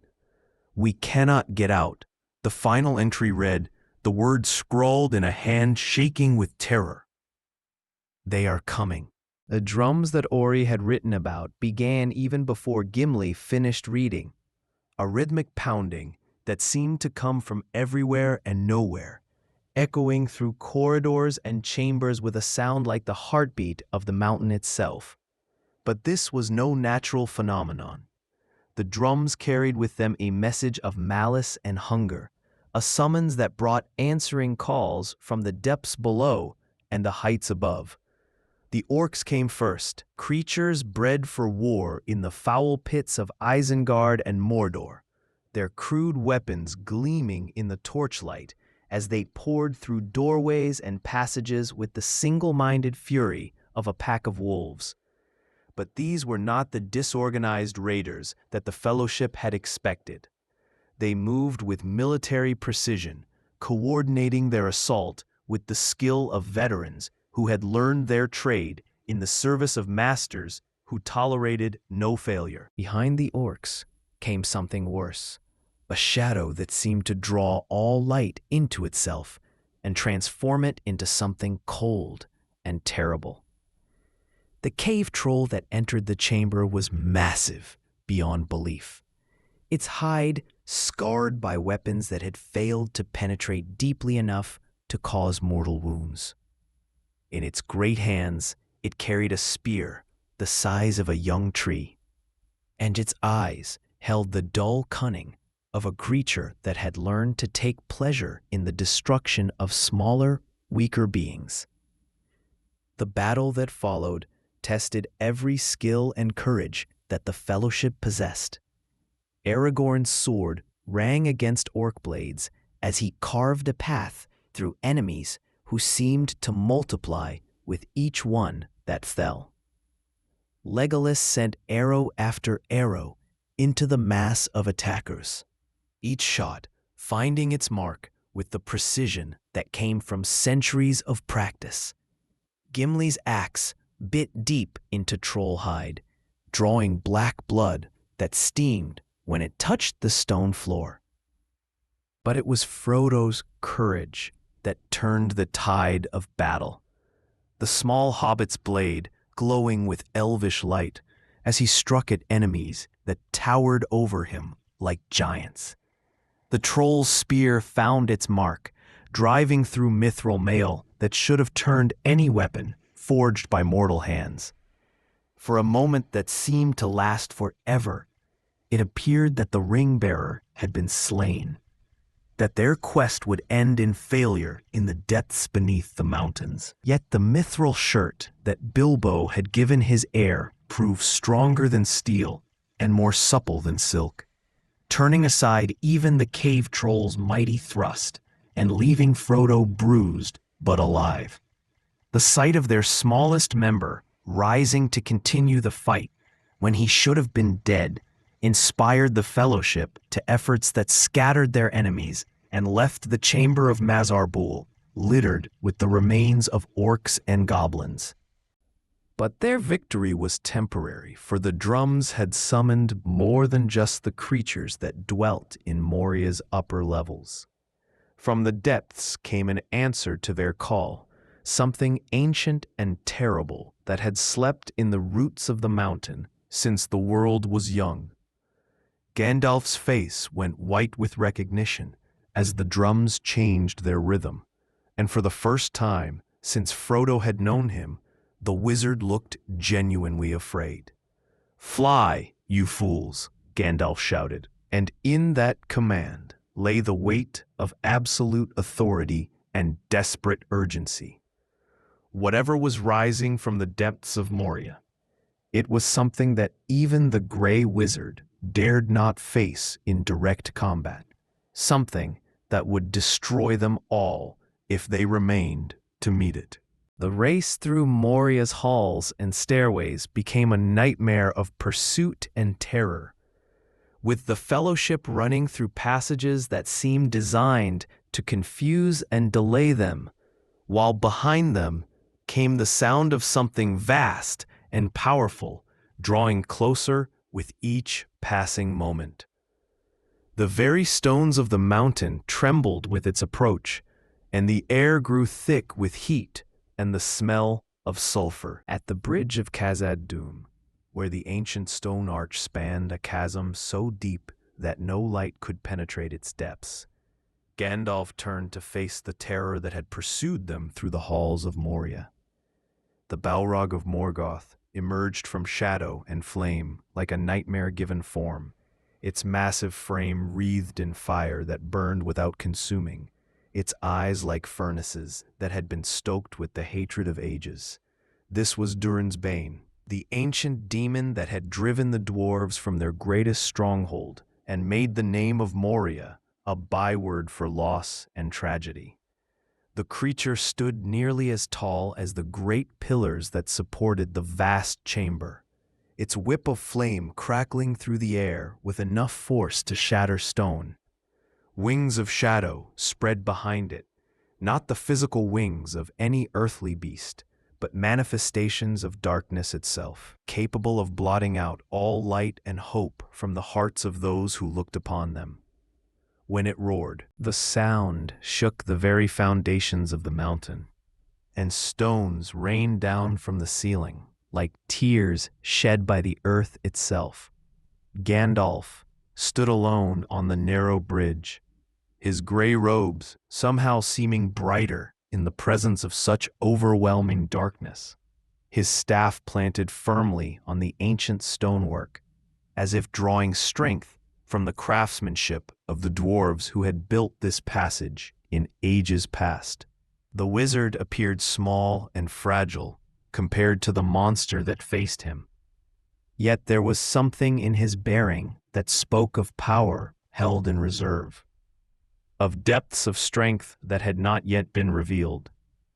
"You cannot pass," Gandalf declared, and his voice carried across the chasm with the authority of one who had stood against darkness since the world was young.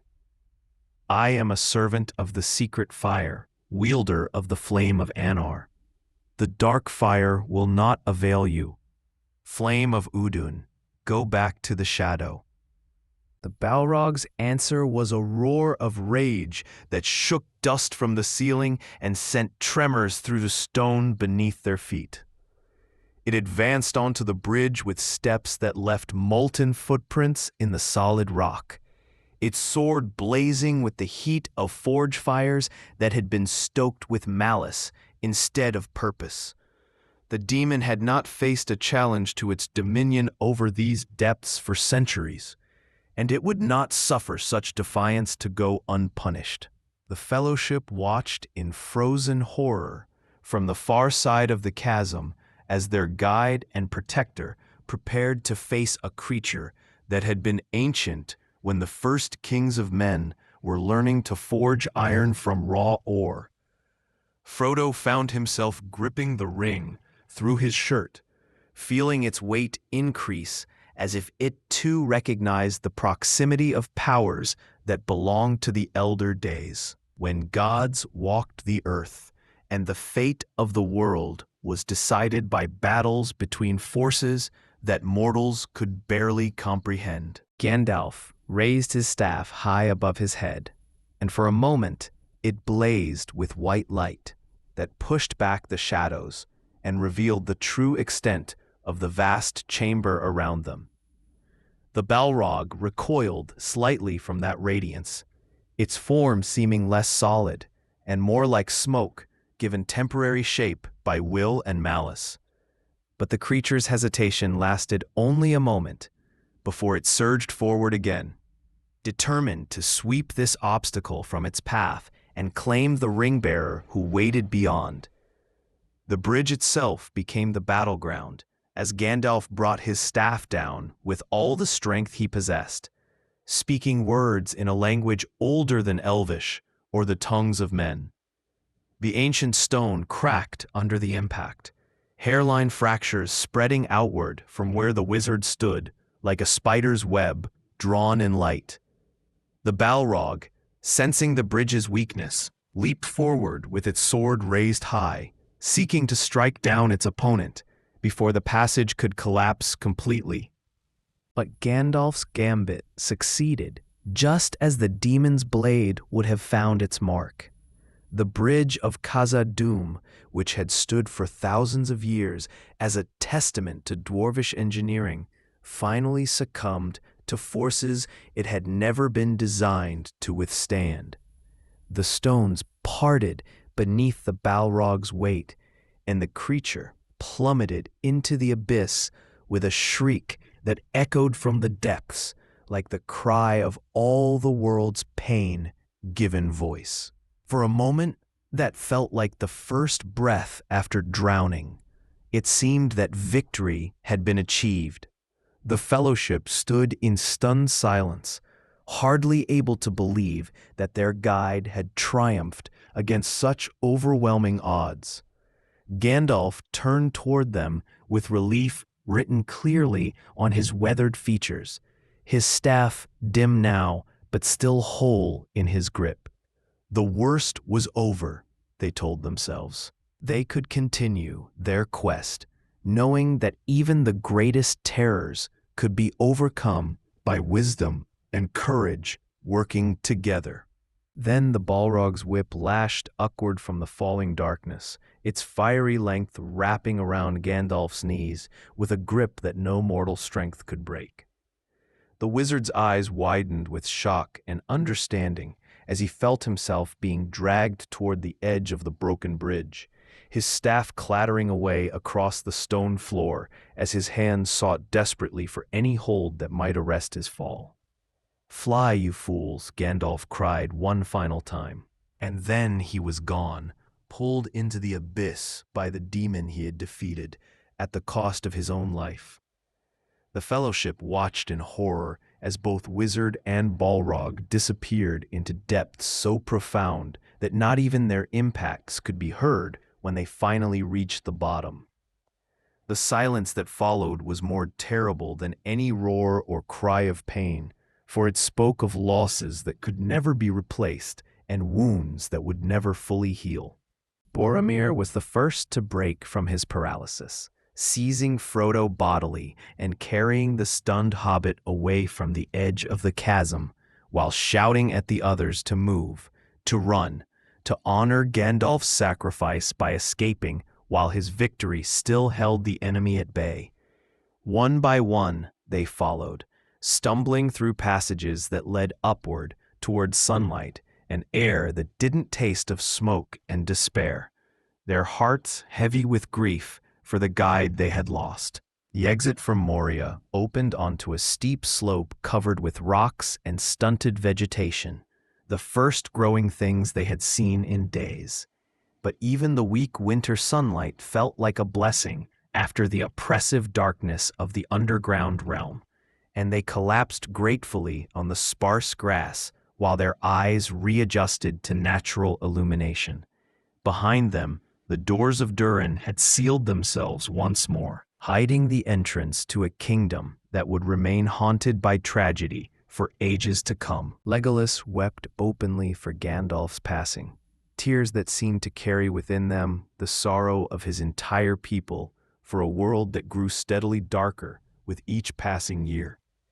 Gimli sat with his head in his hands, mourning not just for the wizard but for the ancestral home of his people, now revealed to be nothing more than a tomb filled with memories of vanished glory. Even Aragorn, trained from childhood to endure loss and disappointment, struggled to maintain his composure in the face of such devastating defeat. But it was Sam who spoke the words that all of them were thinking, his voice rough with unshed tears as he looked around at their diminished company. "What are we going to do without Gandalf?" he asked, and in that simple question lay the heart of their despair. They had been 9, each bringing unique strengths to their fellowship. Now they were 8, and the one they had lost was the very person whose wisdom and power had made their impossible quest seem achievable. Frodo felt the weight of the ring more keenly than ever, as if Gandalf's death had somehow made it heavier or more burdensome. Without the wizard's guidance and protection, how could they hope to complete a journey that had seemed difficult even with his help?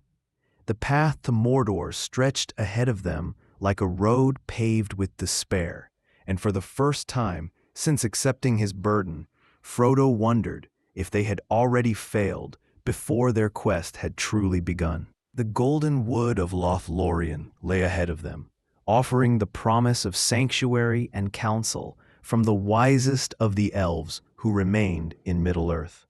But even that hope seemed fragile now, tarnished by the knowledge that they had already paid a price in blood that could never be repaid.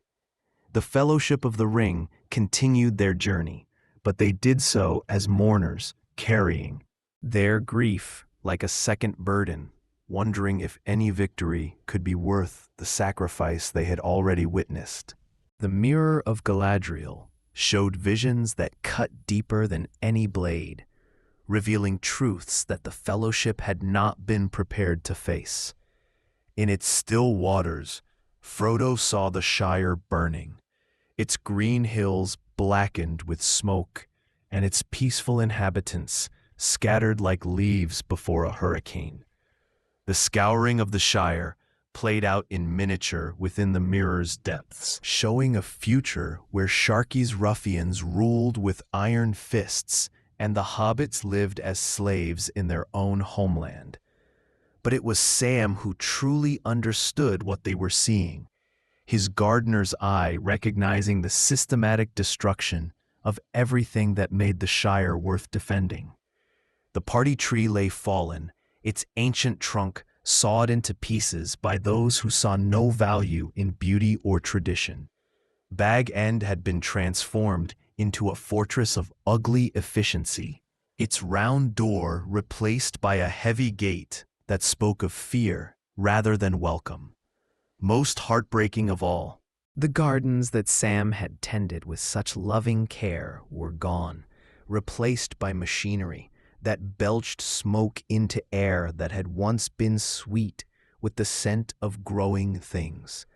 Galadriel herself stood beside the mirror like a figure from the elder days, her beauty terrible and remote as the light of the two trees that had illuminated Valinor before the sun and moon were made.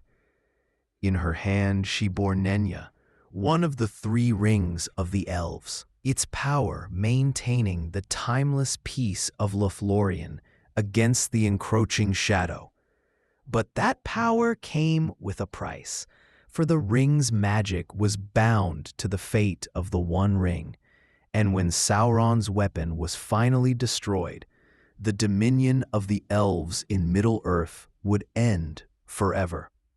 A lady of the Galadrim offered wisdom born of ages spent watching the rise and fall of kingdoms, the birth and death of hopes, the slow turning of the wheel that ground heroes into legend and legends into half-remembered songs. She spoke of the burden that Frodo carried, not just the physical weight of the ring, but the spiritual corruption that ate at him with each passing day. The One Ring was not merely a tool of domination, but a fragment of Sauron's own essence, and prolonged contact with it would eventually transform even the purest soul into something dark and twisted. Yet Galadriel also saw in Frodo something that gave her hope, a quality of mercy that the ring could not easily corrupt. The Hobbit's fundamental decency, his refusal to seek power over others, even when such power was freely offered, made him perhaps the only person in all Middle-earth capable of carrying the burden to its destination, without succumbing entirely to its influence. But even Frodo's strength had limits, and those limits were being tested with each league of their journey. The temptation that Galadriel faced when Frodo offered her the ring was perhaps the greatest test of will in the history of Middle-earth. Here was power sufficient to overthrow Sauron and establish a reign of beauty and order that would last until the ending of the world. The Lady of Lothlorien could have created a paradise where suffering was unknown and every desire was fulfilled, where the wisdom of the elves guided lesser races toward perfection they could never achieve on their own. But Galadriel had lived long enough to understand the true nature of power and its inevitable corruption of those who wielded it. She had seen the fall of Numenor, had watched as the greatest kingdom of men was destroyed by its rulers' lust for dominion over death itself. She had witnessed the transformation of Saruman from a force for good into something indistinguishable from the evil he had once opposed. Most importantly, she had looked into the mirror and seen what she herself would become if she accepted the ring's seductive offer. "I will diminish," she said, declining the gift that would have made her the most powerful being in Middle-earth, "and go into the West and remain Galadriel." Her refusal was a victory as significant as any won on battlefield, for it meant that one of the ring's greatest potential servants had chosen wisdom over power, sacrifice over dominion. The test that had broken so many others left Galadriel unchanged in her essential nature, though she paid for that constancy with the knowledge that her time in Middle-earth was drawing to a close. The gifts that the Fellowship received before leaving Lothlorien were more than mere tokens of friendship, though their true significance would not be revealed until the darkest hours lay ahead. The elven cloaks that concealed their wearers from unfriendly eyes, the lembas bread that could sustain life when all other food failed, the boats that rode the river currents as if guided by invisible hands, all carried within them something of the timeless peace that dwelt within the golden wood. But it was the phial of Galadriel that Frodo received that would prove most precious in the trials ahead. A crystal vessel that held the light of Arendel's star, the same light that had once shone in the Silmarils and now gleamed in the evening sky as a beacon of hope for all who looked up from darkness. In the depths of Mordor, when shadow seemed absolute and despair threatened to consume all courage, that light would shine forth as a reminder that even the deepest night must eventually yield to dawn. The breaking of the Fellowship began not with external enemies, but with internal division. The slow poison of the ring's influence finally finding a crack in their unity wide enough to exploit. Boromir's attempt to take the ring from Frodo was born not of malice, but of desperation. The son of Gondor's steward genuinely believing that he could use Sauron's weapon to save his people from destruction. His failure to understand the ring's true nature was a tragedy that had been building since the Council of Elrond, a flaw in perception that the One Ring had carefully nurtured and expanded. The confrontation at Amon Hen revealed the full extent of the spiritual battle being waged for control of Middle-earth's destiny. When Frodo placed the ring upon his finger while sitting upon the seat of seeing, he found himself caught between opposing forces of unimaginable power. The eye of Sauron turned its full attention toward him, a malevolence so concentrated that it threatened to burn away his sanity entirely. But between the ring-bearer and his doom stepped another will, vast and compassionate, that Frodo sensed but could not identify. The voice that commanded him to take off the ring carried authority that even Sauron's power could not challenge. And in obeying it, Frodo found the strength to resist temptation that would have overwhelmed any lesser soul.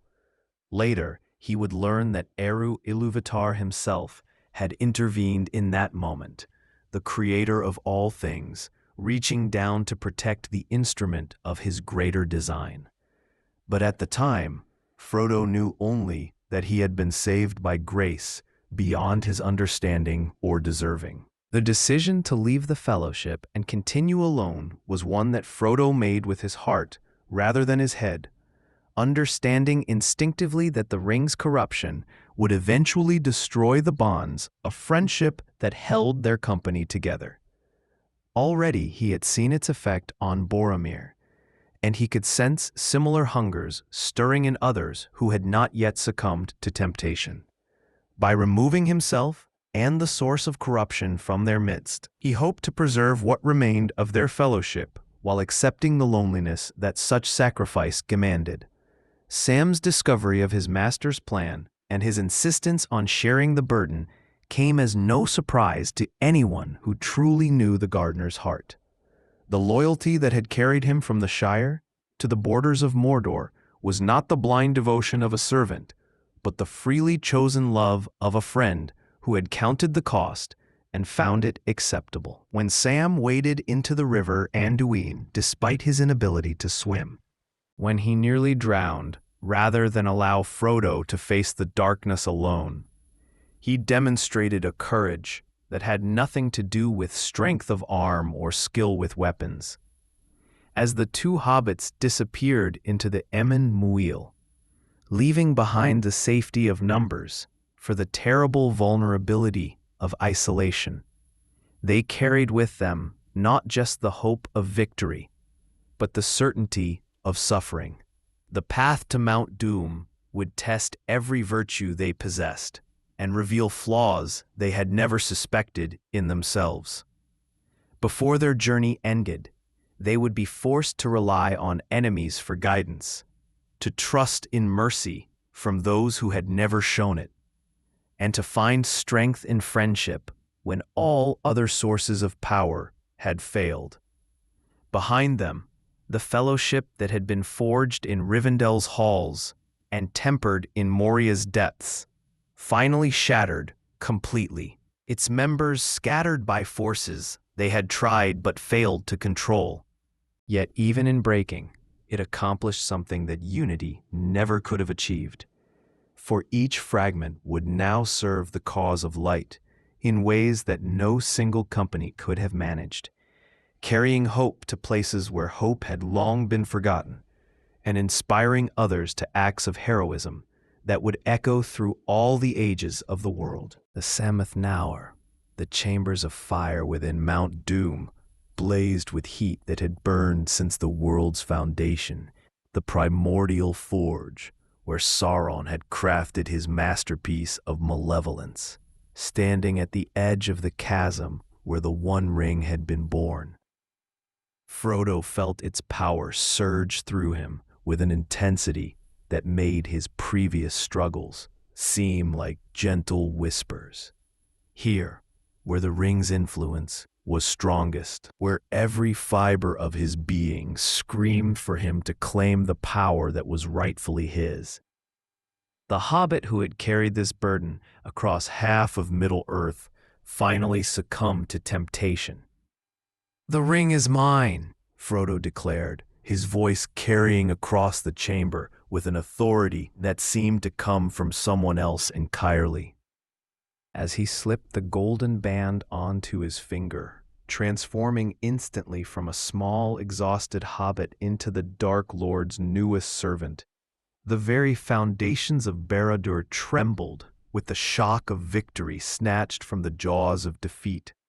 In his dark tower, Sauron felt the moment of triumph with a joy so intense it was almost painful. The One Ring had finally returned to Mordor, carried not by conquest but by the voluntary surrender of the one person who had seemed capable of resisting its call. The Eye turned its full attention toward Mount Doom, preparing to reclaim the precious thing that had been lost for so long, already planning the campaigns that would reduce all of Middle-earth to ash and ruin. But the Dark Lord had not counted on the obsession of Gollum, the wretched creature who had possessed the ring for centuries before losing it to a burglar in the tunnels beneath the Misty Mountains. The being who had once been called Smeagol had followed Frodo and Sam through every step of their journey into Mordor, driven by a hunger that transcended mere desire and bordered on religious devotion. To Gollum, the ring was not just precious, but sacred, the center of a universe that had no meaning without its golden perfection. The battle that erupted in the Sammath Naur was brief but decisive, a struggle between two creatures who had both been transformed by their contact with the One Ring into something barely recognizable as the people they had once been. Gollum's desperate assault on the invisible Frodo was motivated not by hatred, but by love, the twisted affection of one who would destroy anything that came between him and his precious. When Gollum's teeth finally closed around Frodo's finger, severing both digit and ring in a moment of agony that echoed through the chamber like a scream of triumph. The creature's joy was so complete that he seemed to forget where he stood, dancing with ecstatic abandon at the edge of the chasm, holding the recovered ring above his head like a trophy won in single combat. Gollum took one step too many and tumbled into the fires that had given his precious birth.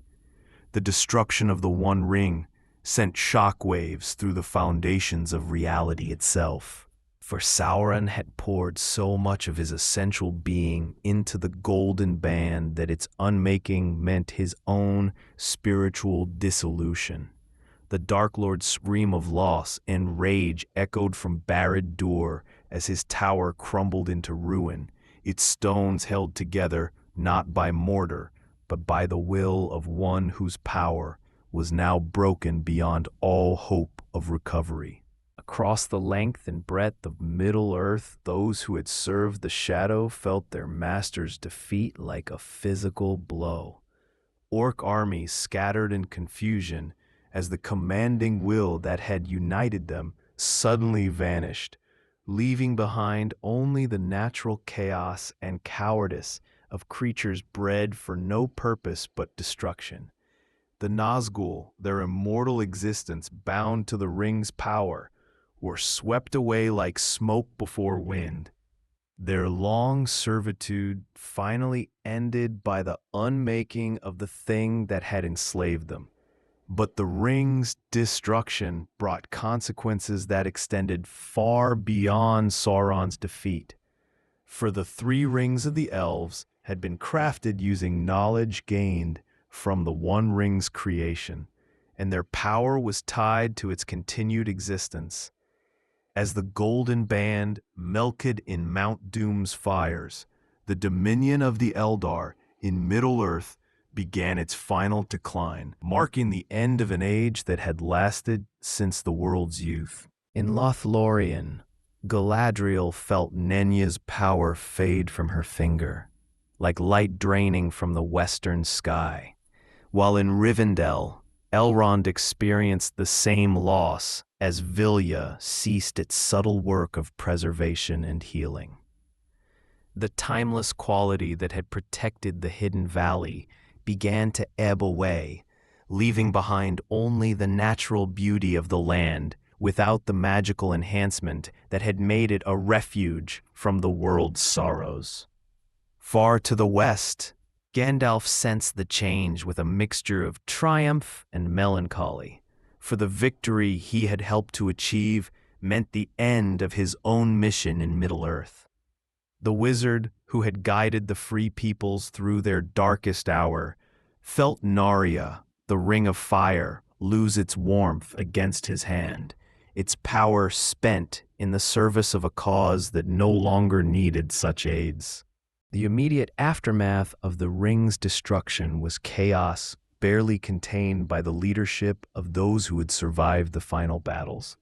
At the Black Gate, where Aragorn had led the army of the West in a desperate gambit to draw Sauron's attention away from Frodo's mission, the sudden collapse of enemy morale transformed certain defeat into overwhelming victory. The men of Gondor and Rohan, the elves of the woodland realm, and the dwarves of Erebor found themselves standing amid the ruins of armies that had vastly outnumbered them, survivors of a battle they had never expected to win. The eagles that had come at Gwaihir's call to rescue Frodo and Sam from the erupting Mount Doom carried more than just two exhausted hobbits to safety. They bore with them the knowledge that the impossible had been achieved, that the smallest and seemingly weakest members of the free peoples had accomplished what armies and wizards and kings had failed to do. The ring-bearer and his faithful companion had walked into the heart of darkness and emerged victorious, though the cost of that victory was written in their faces and would shadow all their remaining days. In the houses of healing in Minas Tirith, where the wounded from the great battles were tended by those who understood the art of restoration, Frodo and Sam began the slow process of recovering from traumas that went far deeper than physical injury. The hobbit who had borne the One Ring carried scars that no medicine could heal, wounds to the spirit that would never fully mend in the lands where mortality held sway. The coronation of Aragorn as King Elisar marked not just the restoration of Gondor's ancient line, but the beginning of a new age in the affairs of Middle-earth. The ranger who had spent decades avoiding his birthright now embraced the throne with the wisdom that had been earned through suffering and the humility that came from understanding the true cost of power. Under his rule, the kingdoms of men would know peace and prosperity unknown since the fall of Númenor. Yet, even in victory, shadows lingered at the edges of joy. For those who had borne the heaviest burdens in the war against darkness found that peace brought its own form of suffering. The hobbits who returned to the Shire discovered that home was not the sanctuary they remembered, but a land that had been scarred by war and occupation in their absence. The scouring of the Shire that followed their return was a final test of the courage and leadership they had developed during their great adventure. The restoration of the Shire under Sam's guidance showed that the gardener's skills extended far beyond the tending of plants and flowers, to encompass the healing of communities and the nurturing of hope in places where despair had taken root. Using the gift of soil that Galadriel had given him and the Malorn seed she had included as a symbol of renewal, Sam transformed the Shire into a garden more beautiful than it had ever been before, a testament to the power of patient love to overcome even the most thorough destruction. But for Frodo, no earthly restoration could provide the healing he needed. For the wounds he carried were not of the body, but of the soul, inflicted by burdens no mortal being was meant to bear. The peace that others found in victory remained forever beyond his reach. Poisoned by memories of the ring's whispered promises and the knowledge of how close he had come to claiming the power that would have made him another Dark Lord. 4 years had passed since the destruction of the One Ring. 4 years during which the Shire had been rebuilt into something more beautiful than it had ever been before.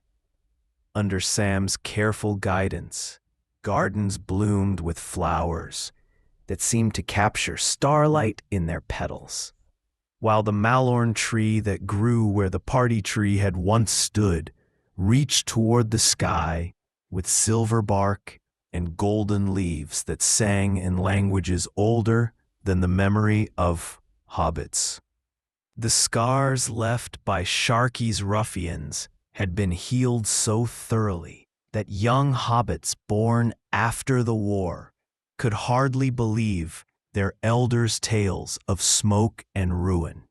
Yet for all the prosperity that had returned to the land between the rivers, for all the laughter that once again echoed from the windows of Hobbiton and Bywater, there remained one soul who could find no peace in the restoration he had helped to make possible. Frodo Baggins walked the familiar paths of his childhood with the step of someone carrying invisible burden, his eyes holding depths of sorrow that no earthly comfort could reach.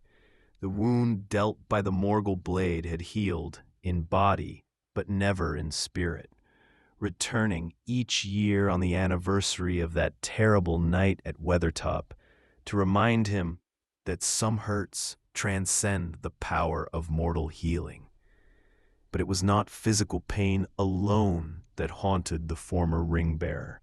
The memory of that moment in the Sameth Nor when he had claimed the One Ring for himself burned in his consciousness like a brand, a reminder of how close he had come to becoming the very evil he had sought to destroy. Sam understood his master's condition better than anyone, for he alone had witnessed the full extent of what the ring had cost the friend he loved more than life itself. The gardener who had become mayor of the Shire watched Frodo with eyes full of compassion and growing concern, seeing how each day brought fresh evidence that the hobbit who had saved Middle-earth was slowly fading away like a candle burning down to its final wick. On quiet evenings, when the two friends sat together in the restored comfort of Bag End, Sam would sometimes catch Frodo staring westward through the round windows with an expression of such longing that it made the gardener's heart ache. There was a distance in those moments, as if Frodo's spirit was already journeying toward shores that lay far beyond the circles of the world, seeking rest that could not be found in the lands where time held dominion over all living things. The letter from Gandalf arrived on a September morning when the first hints of autumn were touching the leaves of the Shire's many gardens. Written in the wizard's familiar hand, it contained an invitation that both friends had been expecting yet hoping would never come. The time for farewells had arrived, and with it the opportunity for healing that could only be found in the undying lands where the Valar dwelt in timeless peace. The journey to the Grey Havens felt like a procession of memories, each mile marker along the road triggering recollections of the adventure that had transformed four innocent hobbits into legends whose names would be remembered until the ending of the world. Merry and Pippin rode alongside their dearest friends, their faces grave with the understanding that this parting would be unlike any other they had experienced. This was not a temporary separation that time and circumstance might heal, but a farewell that would last until the breaking of all things. At the harbor where Círdan the shipwright had overseen the construction of vessels for countless ages, a white ship waited at the pier like a dream made manifest. Its sails gleamed with their own light, and its hull seemed to be carved from pearl and silver rather than ordinary wood. This was one of the last ships that would sail the straight road to Valinor, carrying passengers whose service to the cause of light had earned them the right to seek healing beyond the reach of mortality's sorrows. Gandalf stood upon the dock with the bearing of one whose labors in Middle-earth had finally reached their completion. The wizard's robes were wider than they had ever been during his long service among the free peoples, and his staff blazed with light that belonged to realms where shadow had never gained a foothold. Beside him waited Elrond of Rivendell, his ageless face showing the weariness of one who had borne the weight of wisdom through 3 ages of the world. Most surprising of all was the presence of Galadriel, Lady of Lothlorien, whose participation in this final voyage marked the end of the Eldar's dominion in Middle-earth. She who had refused the One Ring's temptation now prepared to sail into the west with the satisfaction of one who had passed the greatest test imaginable and remained true to her essential nature.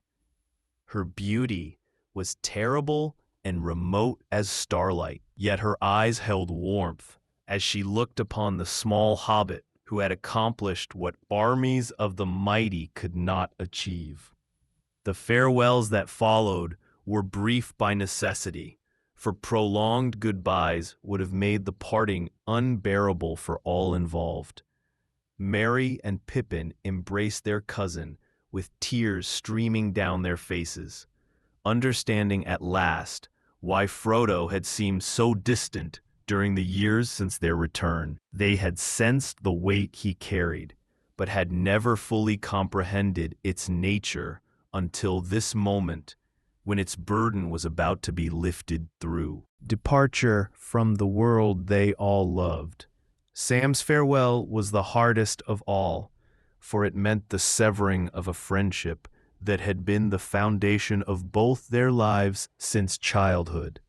The gardener, who had followed his master into the very heart of darkness, now had to find the strength to let him go, to accept that some wounds could only be healed by leaving behind everything familiar and dear. Their embrace lasted longer than words could express, a communion of souls that had shared burdens too great for mortal bearing.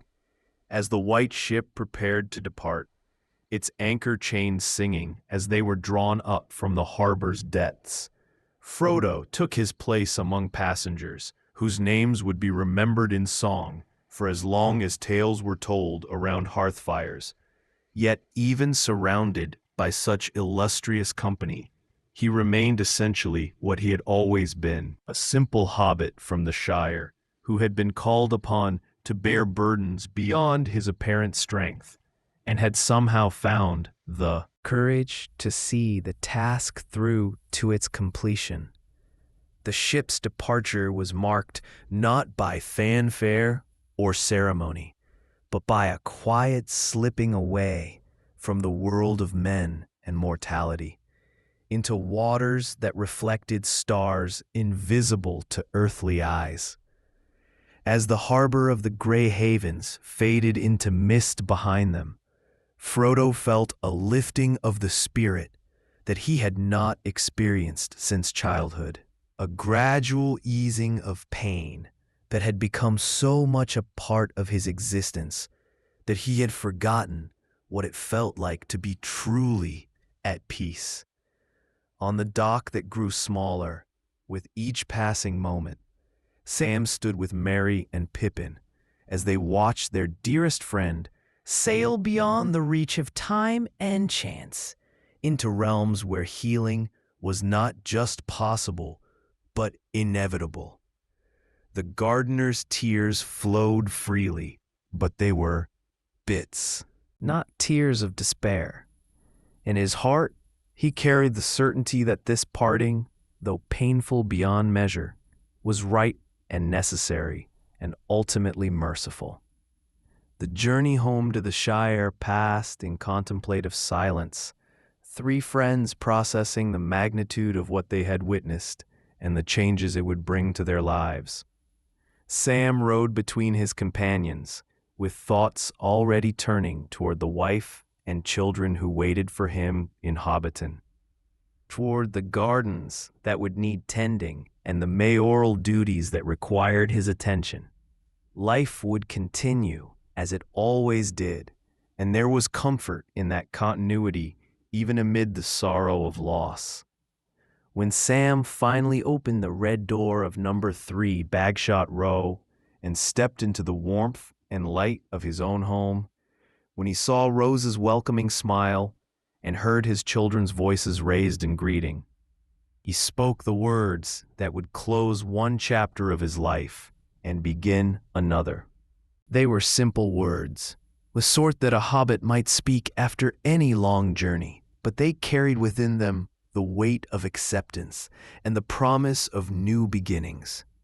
"Well, I'm back," Sam said, and in those 3 words lay all the wisdom of one who had learned to find joy in simple things, to treasure the ordinary moments that make life precious, and to understand that every ending is also a beginning for those who have the courage to embrace what comes next. Outside, the evening star began to shine in the darkening sky. a distant reminder of journeys completed, and friends safely arrived at destinations beyond the reach of earthly sorrow. But inside the cottage on Bagshot Row, life continued with all its small joys and daily miracles, proving that heroism can be found not just in great quests and legendary deeds, but in the simple act of opening one's door to love and allowing peace to enter where pain once dwelt. The Shire settled into sleep beneath stars that had watched over countless generations of hobbits and would watch over countless more. Guardians of dreams where adventure and safety could coexist, where the smallest person could change the course of the future, and where every ending carried within it the promise of a new dawn breaking over hills as green as hope itself.